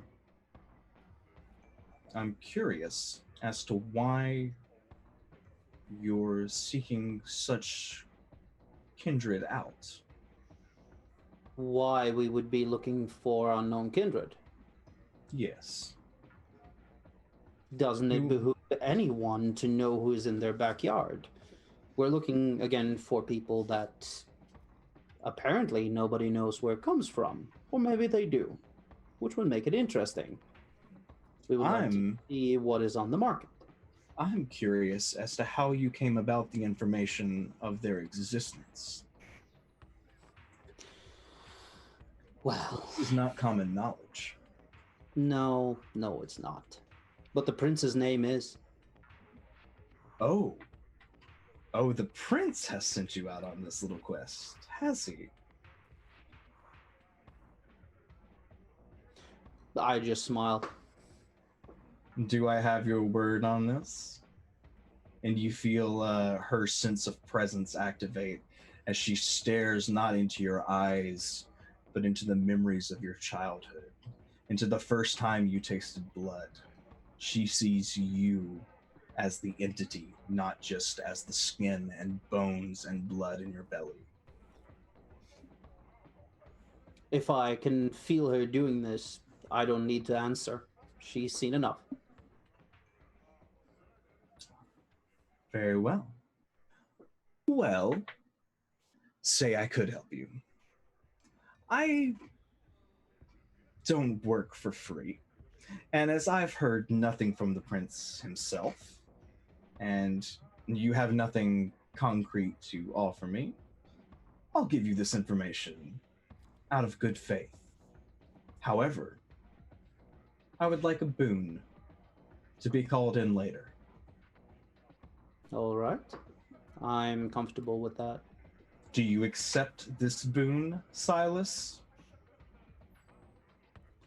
I accept. She smiles wide. Pearly white fangs showing. Fantastic. Yes, I do indeed have some information. Our VIP rooms have been being rented out at an odd frequency of late. I think, judging by some of the mess that I've had to clean up, that kindred were involved. I like to keep tabs on all of us who make their way into this into my domain. While we are in the prince's domain, this building is my castle, and I like to be kept aware of the situation. Some of the stories fed to me don't check out. Now, normally, a feeding wouldn't break tables, shatter bottles, and leave scratch marks in the furniture. She says that last bit with a bit of scorn, knowing the overhead cost of having furniture replaced. I can only suspect that this is one of these cock-biting leeches, as Jeffrey so eloquently put it. One would think. Very well. Well, since you were kind enough to accept my boon, I've had a few eyes telling me that there's been a new church spring up. Am I familiar of the ministry? Make an occult plus intelligence check. If you have a specialty in vampiric lore or kindred lore, feel free to apply that. I do not. Okay. Let's see. What do you say? That was intelligence and occult. all right.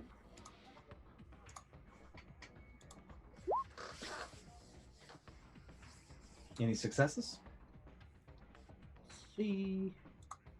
Very nice. It's 4. Oh, was that your predator style? Oh, sorry. Did I put up something? Yeah, wrong it looks like you rolled predator. Oh, whoops. Oh, sorry. Let's see. No worries. No worries. It's my thing. Let's see. Let's see. Wasn't that where I did it? Let's see.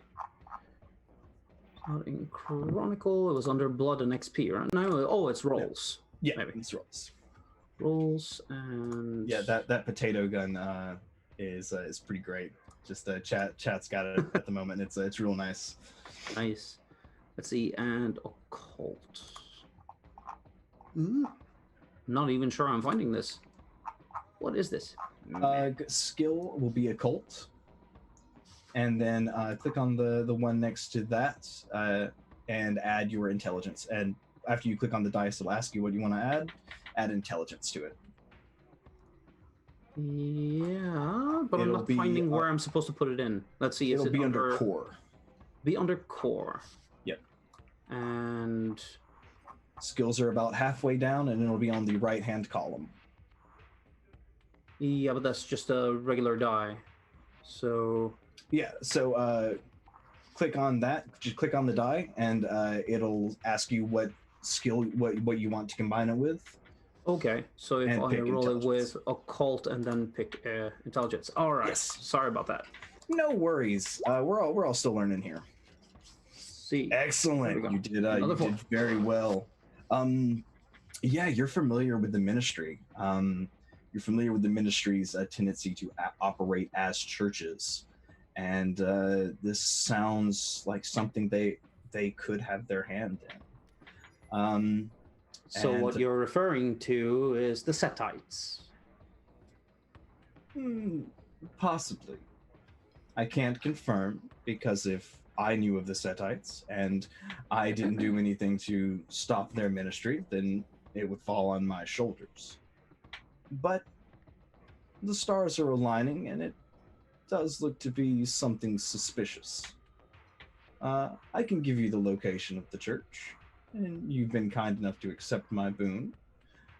This is a church of the kind, but I suspect that there are kindred involved.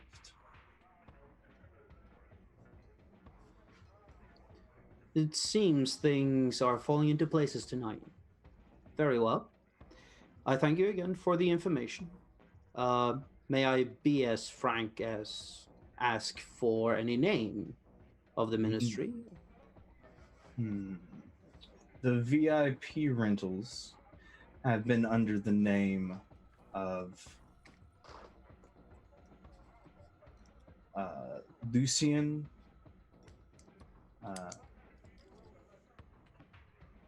Lucian Trekoff.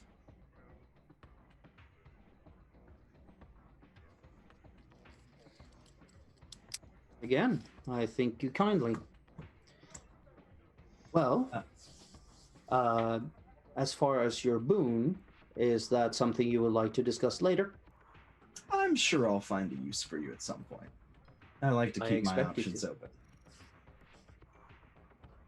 The two of you, your silent companions, can I help you with anything?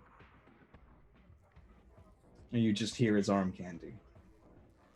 I take offense to that. I am here as looking for arm candy. Oh, you're hungry? Well, I'm just new, so bored. Well, if you're hungry, please help yourself to a party favor. And she gestures to the two slack-eyed people sitting in their chair. I look at Jeff and his like blown out pupils, and I'm like, I'm okay. But I appreciate it. Of course, no problem.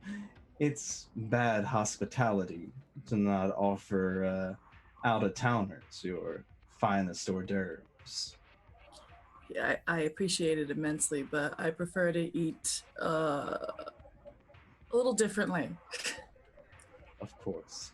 Well, is there anything else before you go about your way and enjoy the delicacies of my establishment?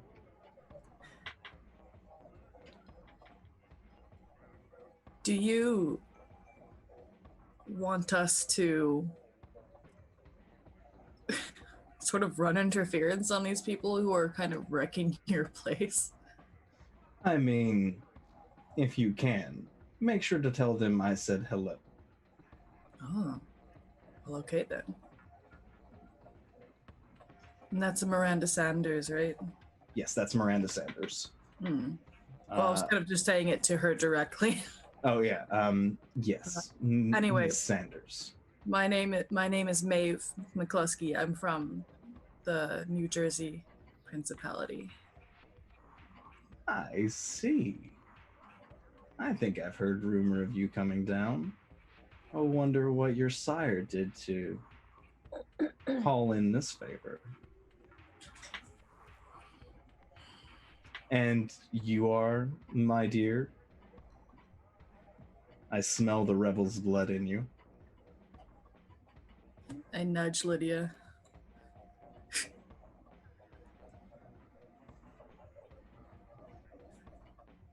hungry Go ahead. for things Introduce that yourself. aren't blood. Do you want to?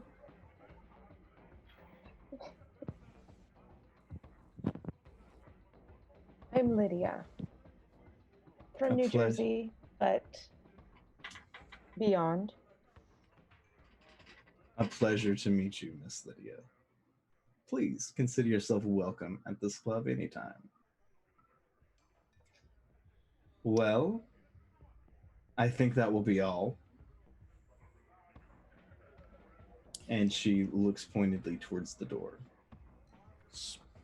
I'll put down a note with my phone number, slide it over to her. As you do so, she puts your number in her phone, and you hear her phone chirp. She sighs and goes, "Excuse me, it looks as though I have business to attend to." And she opens the door, ushering you out, as Jeff cozies up to the less pale of the two humans in the VIP lounge.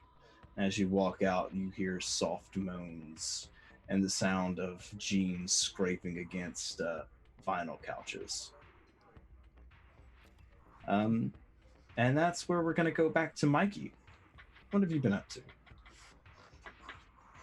So Mikey's been surveying to see if he can see anyone else interesting, anyone causing any kind of disturbance, any drama. Again, anyone lurking and watching people like he is. If he hears anything going on outside or sees anyone slink out, he would follow them at a distance. Anything interesting, basically. Okay, go ahead and make a wits and awareness roll for me. Wits and alertness. It's a hard habit to break.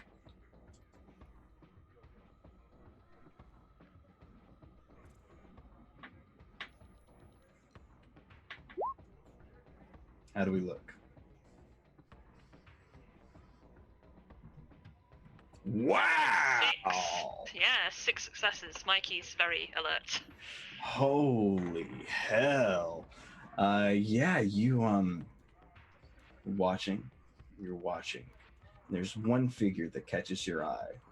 An older man in his solidly in his middle age. Very well kept, very well put together. Silver hair slicked back and a long beard that's braided into a tight pleat with a silver charm dangling maybe 2 inches below his collarbone. And there's something about the way that he stands. You notice that he has the supernatural presence of a vampire employing awe. But there's something just about the sheer hunger in his stance. Not the same predatory style that you saw with Jeffrey. This is someone who hunts in an entirely different way than you're familiar. Someone who views the feeding process differently. And you see him walk out the door. Mikey is going to follow him at a distance that doesn't look like he's following him, so as subtle as he can. Okay. Why don't you go ahead and make a dexterity and stealth check for me?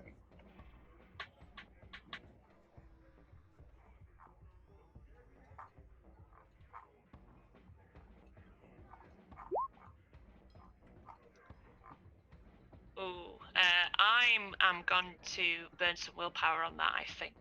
All right, go ahead and take some willpower damage and re-roll up to 3 dice. Okay.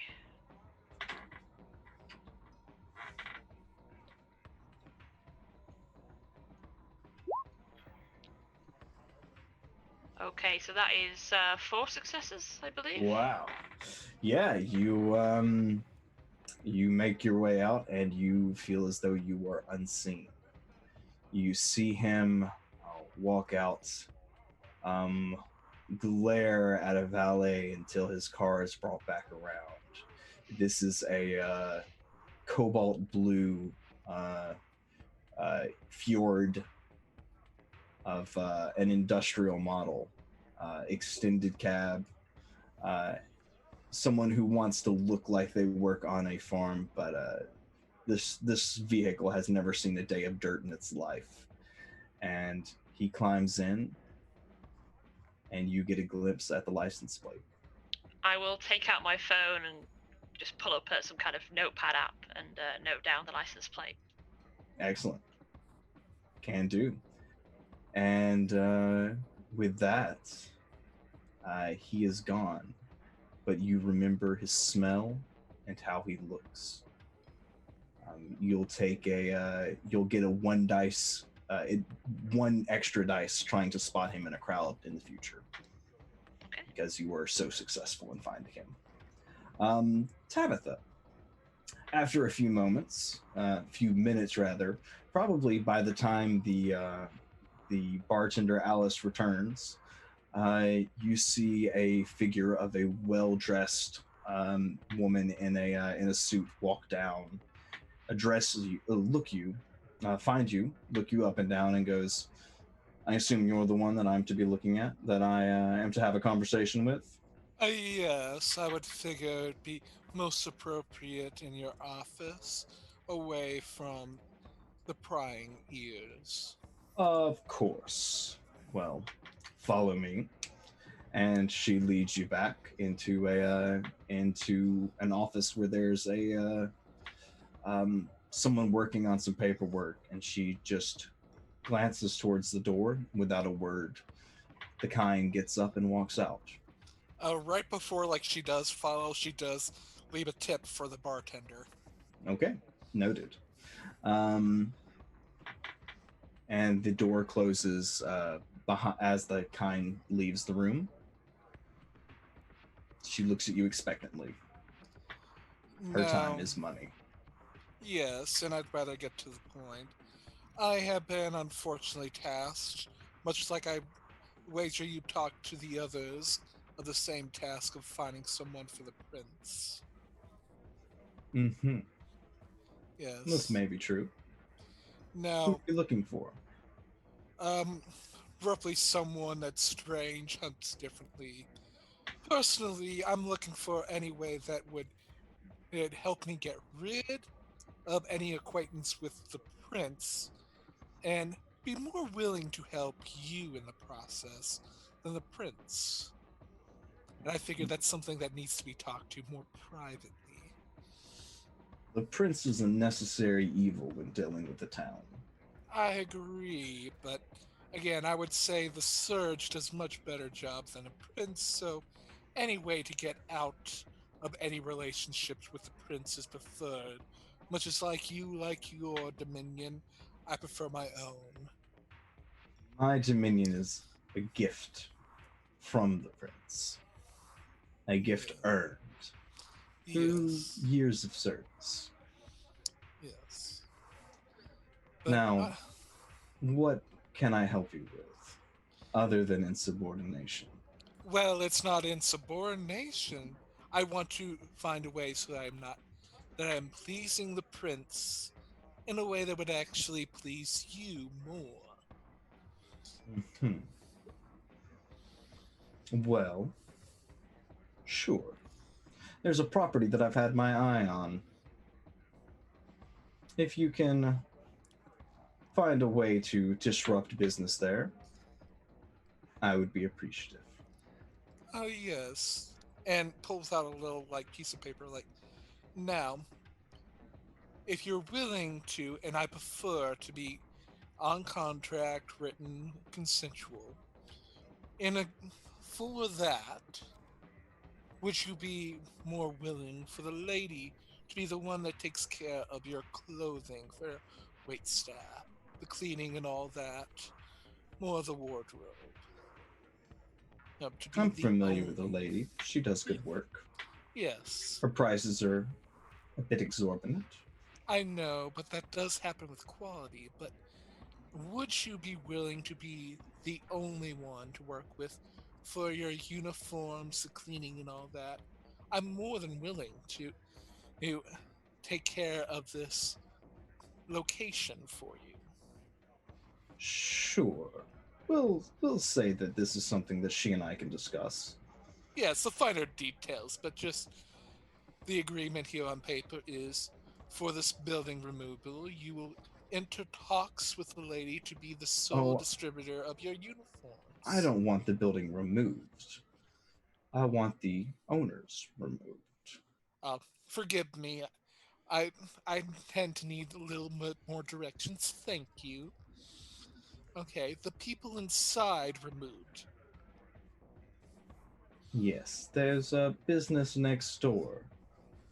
A a restaurant of Jamaican flavor. She kind of sneers her nose at the notion. That is very popular with my guest after close.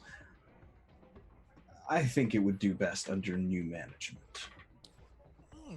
And I would you prefer one that does with rather butchery? Because I do know someone who is looking to expand, so that way we can eliminate one thing and help another at the same. Possibly. I'll leave the details up to you. Oh, thank you. What is it that you want in exchange for this? Again, the lady would be handling the clothing, and to help the prince out by finding these garish peoples, which I no doubt have disrupted your own business, causing havoc with disruptible ways of hunt. Of course.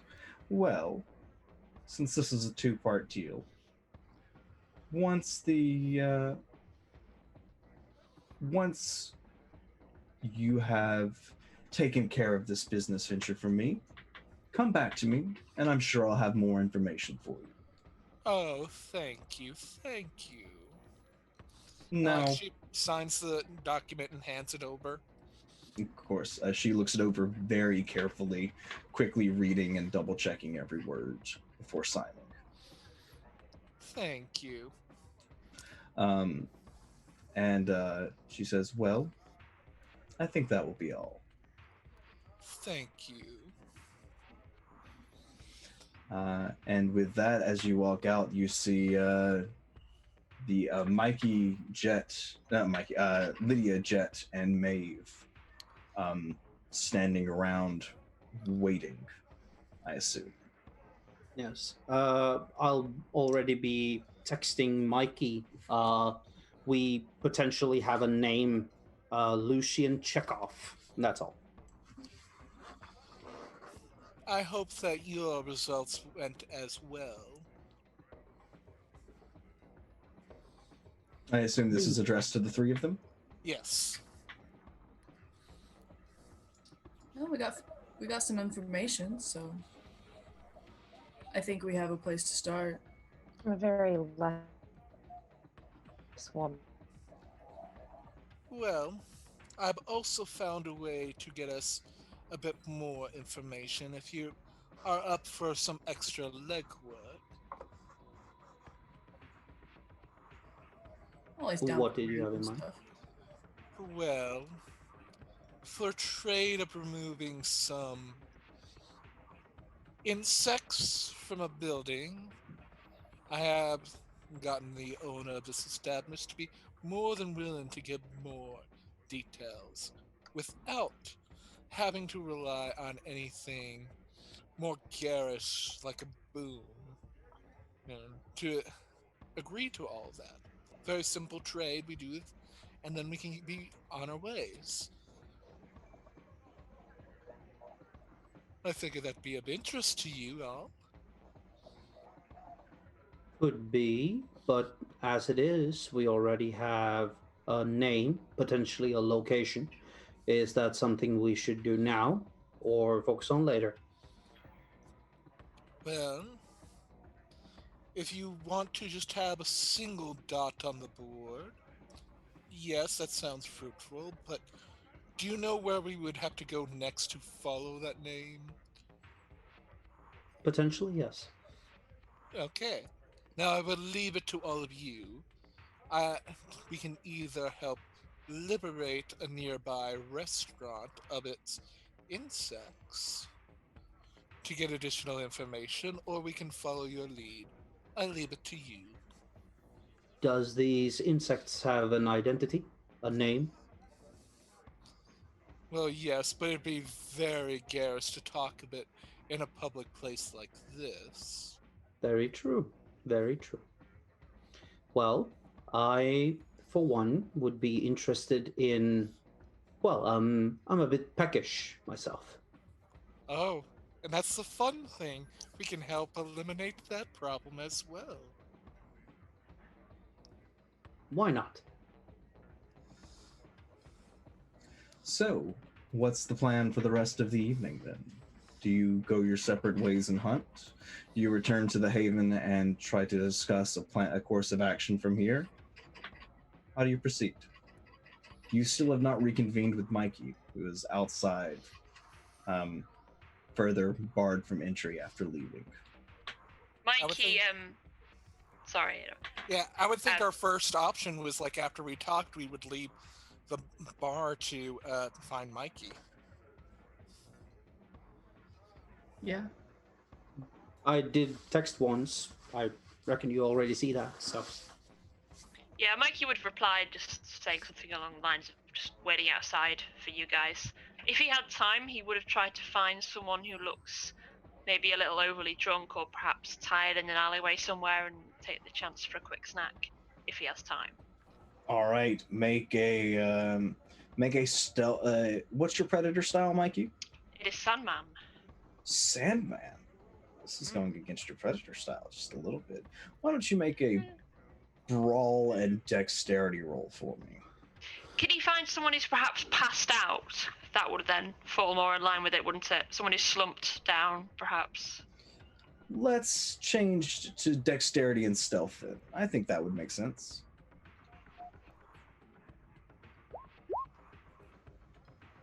Ooh, that is just the one success. Oh goodness. It's on a hunger dice. Oh my. Yes. All right. So you do find someone. Oh dear. They're out cold. You see a trickle of blood coming from the inside of their elbow, and you know they're not going to wake up. You quietly make your way over to them. You've been doing this for a little while now. You're experienced. But still, it's a little bit of a thrill to feeding in public. Who knows who could be watching? As you walk over, looking as though you're whispering in a friend's ear, your fangs grow and puncture the neck. You feel the figure twist and writhe underneath you, their high already being multiplied exponentially by the kiss, and you drink deeply. Make a, why don't you make a frenzy check for me?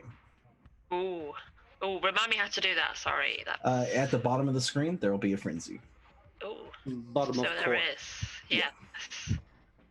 Is that willpower right?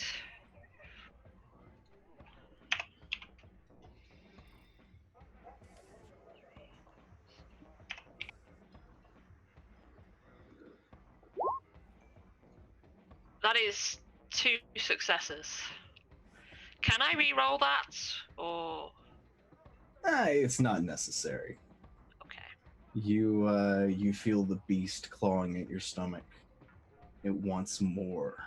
It wants more. It demands more. But you know what you're doing.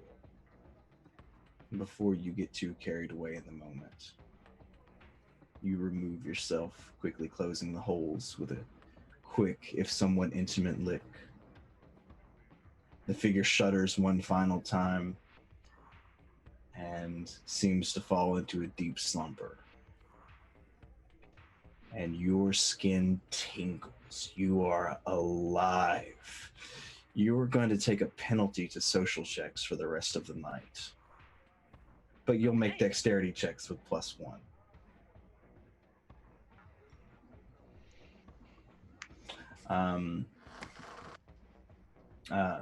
Because that person was not sober. And yeah, I think by this time you felt your phone buzz a few times. Yeah, so I would check the phone and I'd read what was on there. Okay. And yeah, it's your allies requesting you for you to meet them. I just text back and say, I left, I can't come back in, but I'll be waiting near the front door for you when you leave.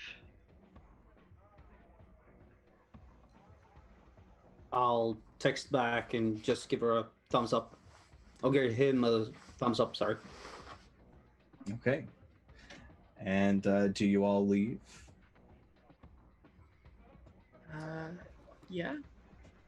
All right. Eli swoops down from the rafters and onto Maeve's shoulders. As she does so, you hear a figure in the crowd go, "Holy shit! That's a fucking bird! That's so fucking cool!" Maeve just busts out laughing and looks behind her shoulder and just goes, "You're high, man." Fuck. As you all make your way outside, you quickly reconvene. Where does the night take you from here? So, Tab, what's the job? What's the job? Well, it would be a hostile takeover of a Jamaican restaurant, which the how of the are eliminated would be up to us. So I'd figured it might be a good way to get a nice evening snack as well as gain additional information. Where's the restaurant? It is right across the street. Cool, let's go jerk some jerks. Yep. Yeah. And then Maeve looks at the ground like, wait, that probably sounded weird. It's okay. It takes some time to get a good quip about. You're getting better at it. Don't worry. You'll get there. Don't worry, we've heard worse today. So it being still fairly early in the evening, the restaurant is empty. Looks like they only opened up maybe an hour or so ago. There's 2 people waiting for takeout, as it is probably 11 o'clock at night at this point. And behind the counter, you see a young man, seems bored. You smell heavy jerk spices in the air and the scent of roast chicken. Does it seem like this place has a back door, or is it only an entrance at the front? Yeah, it's big enough to have a back door. All right. Now, would you prefer this two-prong approach or a different way? Are we looking for management? What are we doing? Well, I would be looking for management. That's Same. my personal taste. Would you like to do it very quick? Yes. I can do that. And if we can get the actual lease to the place, I can find a way to this to be replaced with something better without any of the normal people being any the wiser. Normal people being customers or lower staff? Potato, potato. Okay.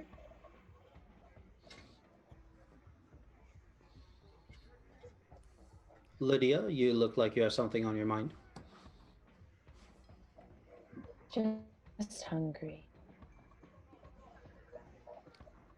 Well, as long as you don't worry with management, I'd say have fun. So, what's the approach? Jet is considering to use manipulate on the store clerk to basically go full Karen, let me speak with your manager. Sure. Why don't you make we'll say manipulation and leadership role. Or intimidation, whichever is higher. And... What did you say? Michael. Intimidation or? or leadership, whichever is higher? That's the same. That's Okay. zilch. Oh goodness. Yes, Michael. While Jet is going very much a Karen route of I must speak to the manager, Tabitha is going for those last bit of customers who going, I wouldn't advise you stay around, and like pulls out like two tens, just like you just might want to just move on. Go away. Yeah. Uh, You will save yourself so much trouble and pain. She's gonna be Jet is gonna be very much of annoyance, and I'd rather spare you.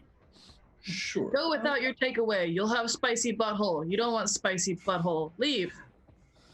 We'll say Raven that they, flaps viciously. since we're almost at time, we'll say that they leave without too much fuss. And the manager, the employee, a little confused as to why the shop is empty, or is why the shop is now only filled with you all, but not no one is ordering. Does go into the back and gets the manager. You see a heavy set man, short black hair starting to gray, and he says, yeah, what can I help you with? Jet, would you like to go first? Of course.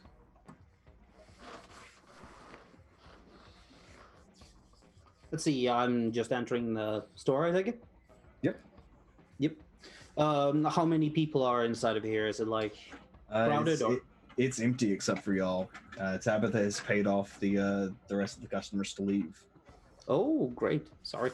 Very well. I'll go up. I'll say, please, I would like to speak with your manager. Could you take me there? I am the manager.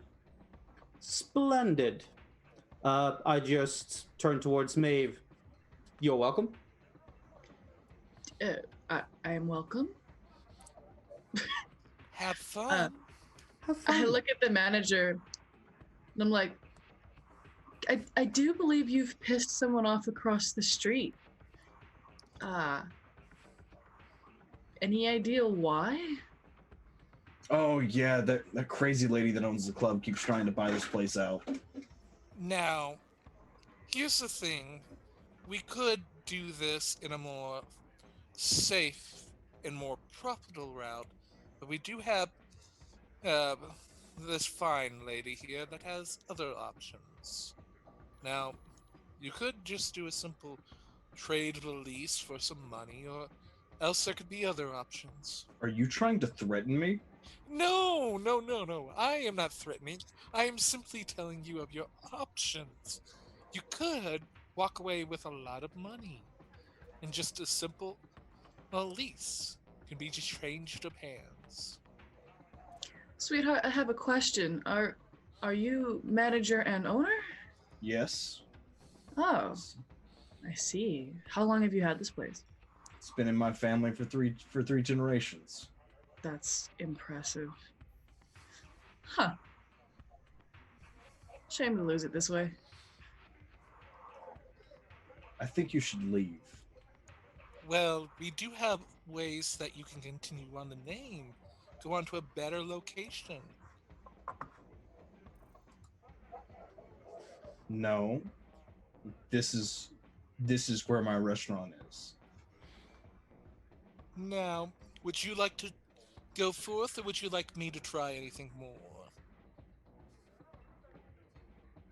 Obviously, changing this to May, Marb.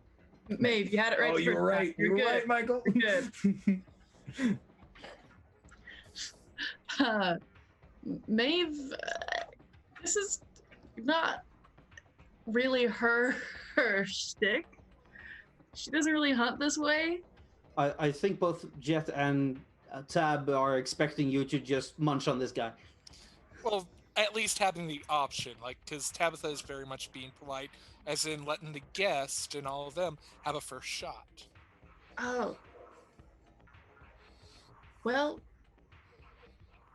it's your town. I wouldn't want to step on any toes. Maybe it's best for you to take this one, if you don't mind. I have no problems with that. And then All right. While we're quibbling, he's like calling the police. As you're arguing, you notice that his hand is underneath the desk. I'll, as soon as I notice that, I'll say forget and cloud his memory. And there's no contested roll. His eyes kind of fog for a second. He goes, "Hey, what are all of? Can I help y'all?" Well, I was hoping to get something to eat, but seems to be empty in here. Yeah, it's early, I guess. Yeah. You know what? I'll come back an hour later with these folks. Yeah. Yeah, sure. That's fine. Oh, and I gestured for everyone. Time to leave. Tabitha, I'm guessing, and tell me if this is incorrect, using Slentery to get really quick and right behind the store owner and shove a pithing needle to the back of the spine to roughly just disable.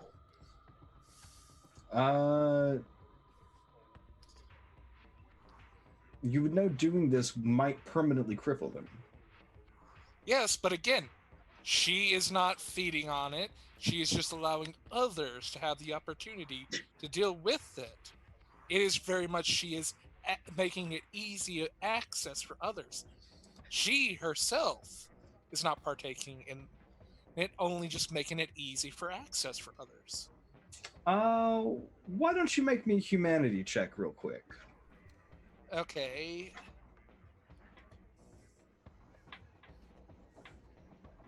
Any modifier? No modifiers. 2, I don't know if that's good or not. Gonna say that with the 2, you feel a little icky about this plan. It sits on your conscience heavily. You can do it. Yeah, because again, like, she is not actually killing the person. She is not really doing any harm, but just simply permanently disabling so others can do what they want. Can Maeve like touch Tab's wrist or something and kind of like nod towards the door? Like, hey, we'll come back later. Are you sure? I know you really want jerk chicken right now, but we'll come back later. I'll buy. Well, you are the guest, and I must be a nice host and oblige. I strut toward the door with my probably against health and safety regulations raven. Okay. And with that, you all walk back out into the sweltering summer air. For a little bit of timing, you know that the summer equinox is tomorrow, and that puts this being in late June. You get a message from a number. Let's see who's going to get the message. Mikey, you're going to get the message from the prince. That's an automated, it's a burner phone. You recognize this number. And it says, it's not from the prince, it's from from one of your acquaintances. They say, the prince says the job's done by Halloween. Okay. And with this new... Yes? I was just going to say, I would share this text immediately with the group. And with this new information, and the night otherwise at a standstill, I think this is a perfect place for us to call our session for the night. Can I yeah. I kind of wanted to talk to the group before we kind of lose train of thought. Sure. So the prince said town operation is one of the things that we're supposed to maintain. Like, don't fuck with the operation of the city. So mostly my concern with this fucking Jamaican restaurant is that going against that tenet?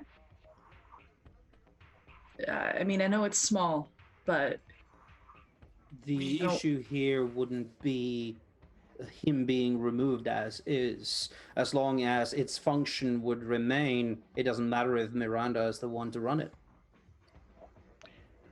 Yes, and I Okay. had a butcher in mind, my neighbor. Does the best lamb's blood. I don't think the big guy really cares about some tiny little takeout. That's fair. No, but I again, feel kind of shitty though. It's been in his Yeah. family a long time.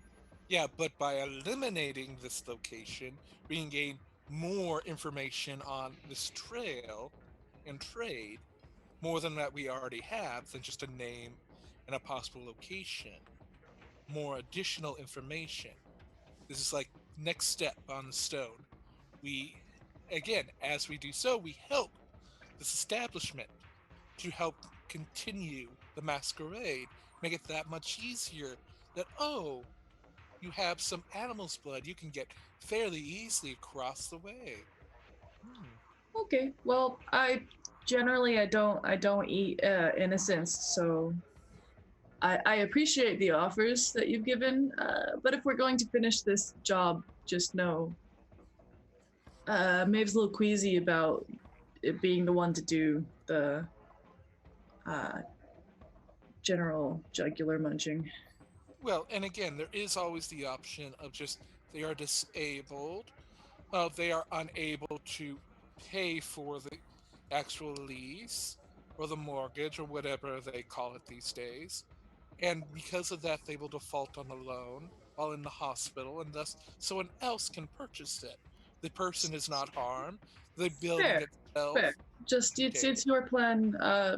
Maeve's not about the going for random people that she doesn't know are shitty or not. Well, they are considered a lower of the establishment. Okay, That's I'm the just fear. I'm just putting that out Mara there. would want them eliminated. I would feel like that puts them on the level of insects. That's because, again, someone higher up considers them that low. Okay, I don't think we're speaking the same language, but okay. Well, that's understandable. We all have our own ways of functioning. Maeve, I'm on your side. What if we had, I mean, to continue to get the information, what if we had a meeting between, arranged a meeting between the Jamaican restaurant owner, uh, the potential next heir of the owner, which would be his son or daughter if it stays in the family, and the, what's her name who's making the offer? Miranda? And perhaps it can be just like a, a de facto ownership where it seems as if the Jamaican family continues to own the restaurant, but in fact it would be. I think this offer has probably already been made to them. And if we It's bring in just the a owner, matter of signing the papers, yes? Right, but I think the point is he doesn't want to sell. He's not willing to give up his family's restaurant. So let's get it down to brass tacks then. Are we interested in removing this person? Are we interested to buy him out? Either way, this will not look good on his end if we complete this.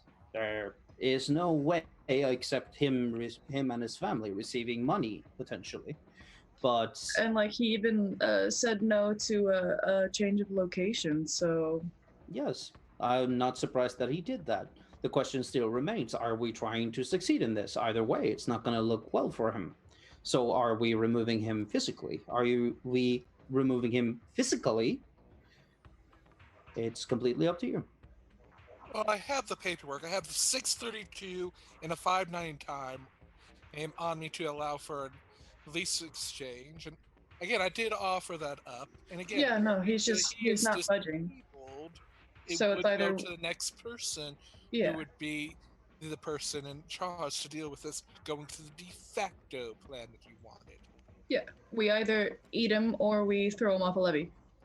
Well, yes, but again, I was thinking more just disable it. Like that way he's still alive, he's still functioning, just it's not a problem It anymore. still sits wrong. It still Well, sits wrong disabling him either way. He isn't innocent. He's done nothing. And it's none of our business to put him out. there's also We can get the information another way. yeah, but we don't know like we don't know what his will looks like and like how the Give me even a day, I can disable get that who for you. inherits. So I don't want to like just go down the line disabling a whole family. Well, again, like, we aren't disabling the whole family, just one person. They would have to deal with the hospital bills and such. And again, it would be easy to, cover that as well as the acquisition of the place. So Okay. he's alive, he's well off in a hospital being taken care of, or we can do other things to take care of him. But again, Mikey, you haven't talked much. What do you think? There's many ways you can ruin a guy. I don't really see why you have to disable him. I mean, I'm not overly keen on kind, but I don't see why we should be just disabling them and ruining their lives just on a whim. Yeah. well, again, like, they were not innocents to Murad. Meandra. Marta? Miranda? Miranda. Yes. Like, they were not innocents to them. So I would not consider them innocents to me because we are trying to help them out. Okay, but Miranda's opinion doesn't matter to me. Okay. Understandable. So, yeah, let's. I will politely remind y'all that you do still have the use of your vampiric disciplines. There is always supernatural influence. But I think maybe a plan for this isn't going to happen tonight.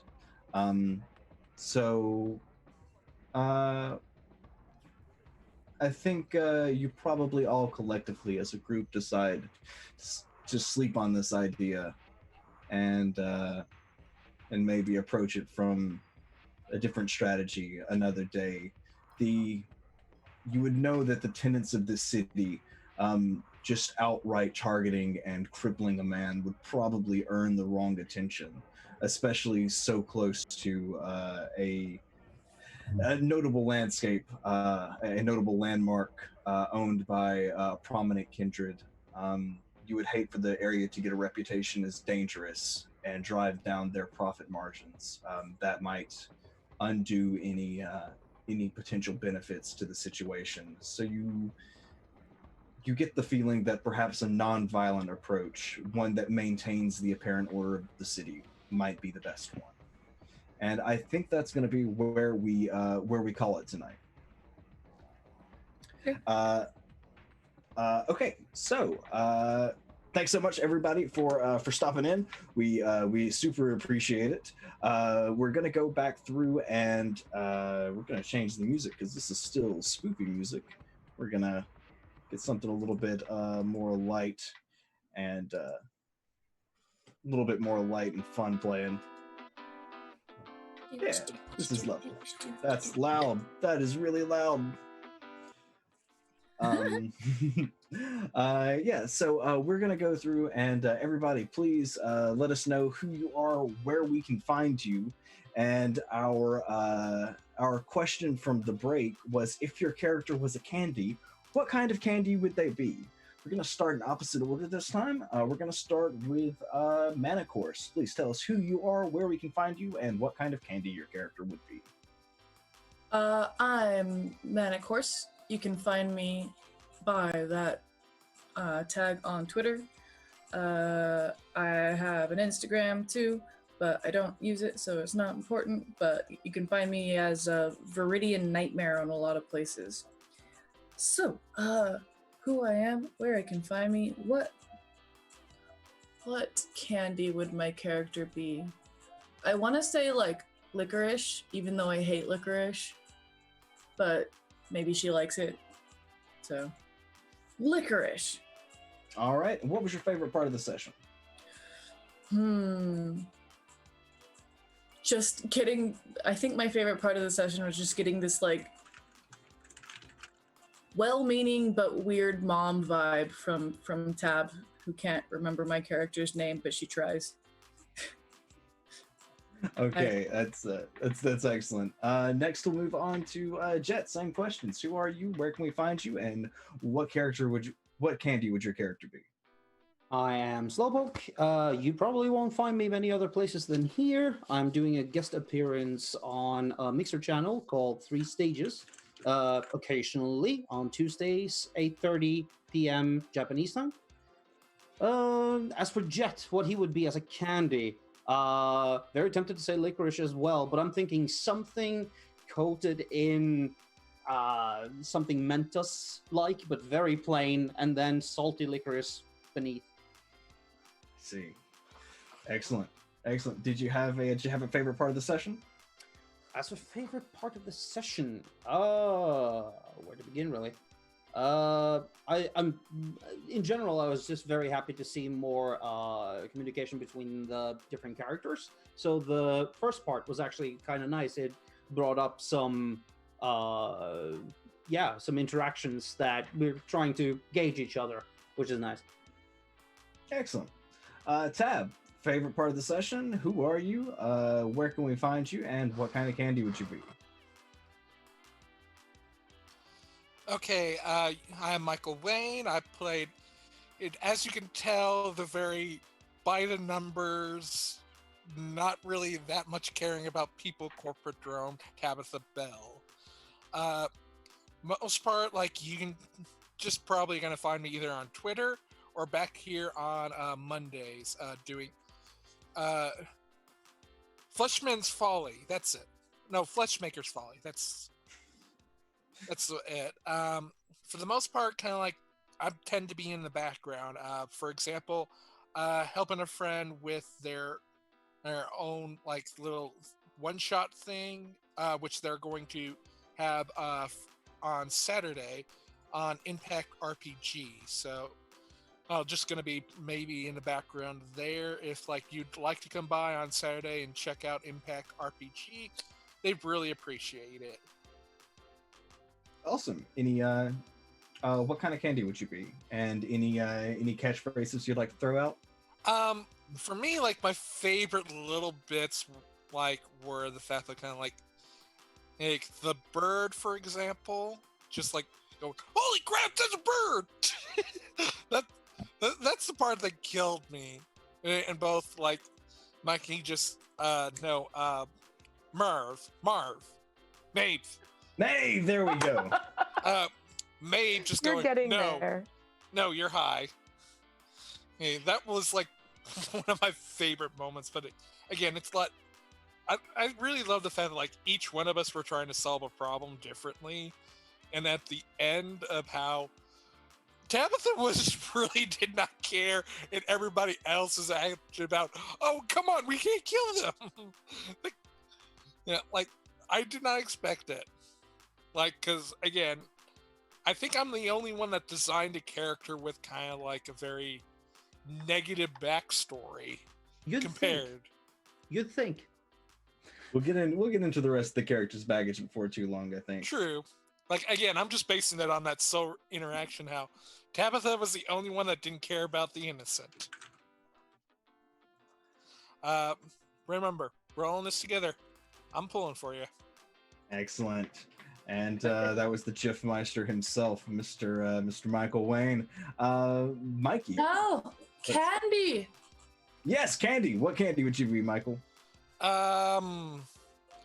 Well, like, again, like, for me, I wouldn't know, but for Tab, like, my first thought is just red licorice. Blood pudding. Sorry. Blood pudding. All right. Not quite a candy, but it'll work. Mikey, who are you? Where can we find you? And what candy would you be? we're easily confused. I'm Nat or Natatui. You can't really find me. Like Mikey, I'm trained in Obfuscate. I'm on the Black Clover Discord, that's about it. Candy-wise, Mikey is probably cough candy in that it's disgusting, but also sometimes you need it.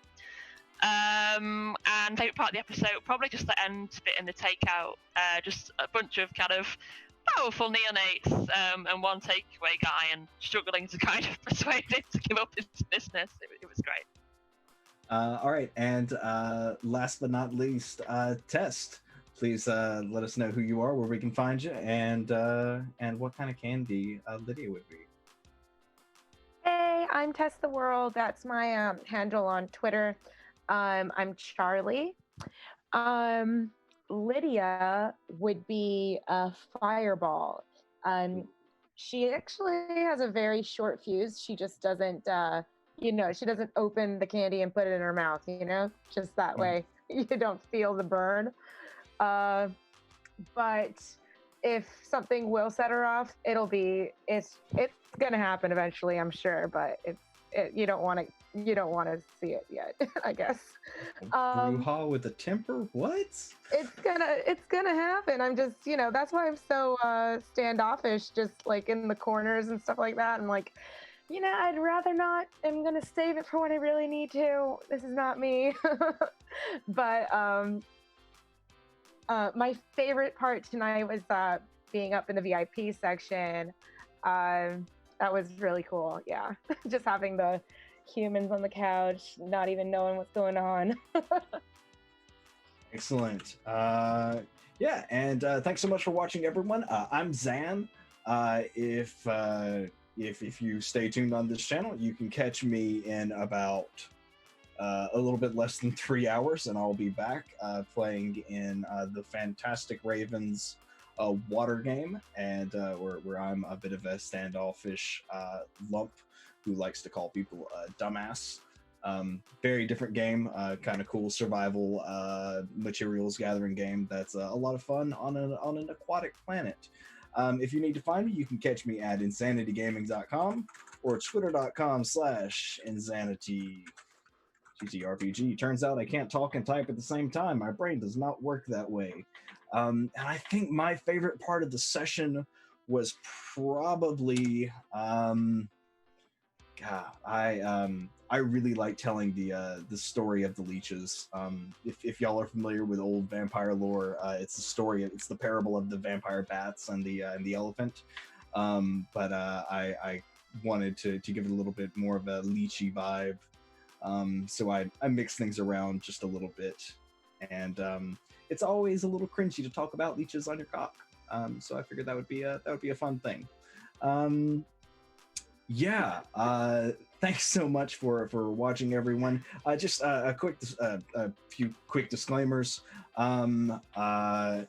There is I made some mistakes in some themes for this episode, so there will be some two things retconned.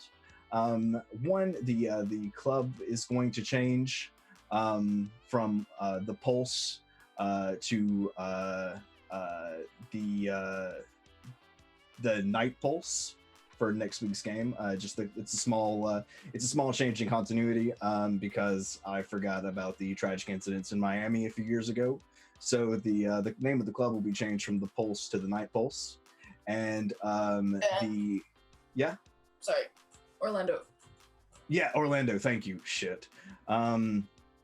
Because of the tragic events in Orlando, we're going to be changing the name to that. That was a slip up on my part, and an additional slip up on my part. The restaurant itself is not going to be a Jamaican restaurant. It's going to be a generic, kind of a tiki bar, quote unquote, like island food kind of place. You get jerk chicken burritos and Mai Tais to go. Not an authentic Jamaican restaurant. Big quotes on that one. Just some continuity errors that I want to correct to make sure that everybody's comfortable with the game. It's fun to have a dark game and all, but I don't want to bring too much real world bullshit into this. So just a heads up that those things will be changed as of the next stream. But yeah, that's about all that I've got. Thank you all so much for watching. I can't wait to see you again next week. Don't forget to stay tuned to Raven's channel and see all the rest of the fun games, including Water, in about 2 hours, 45 minutes. Remember. Sorry.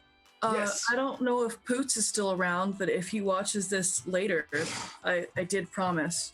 So Yes. I took a picture of the comment so I can remember his person's full title. Oh, thank you. Oh, wait, one second before you do. Slowpoke, that's an excellent idea. Pulse of the Night. That's the name of the club. That's the name of the club. Sounds like a romance novel. All right. Yeah. Okay. So Tawny, go ahead and give Poots his just desserts. For his grandfather, yes. Let's see, the Reverend Dr. Derek Poots. Let's see.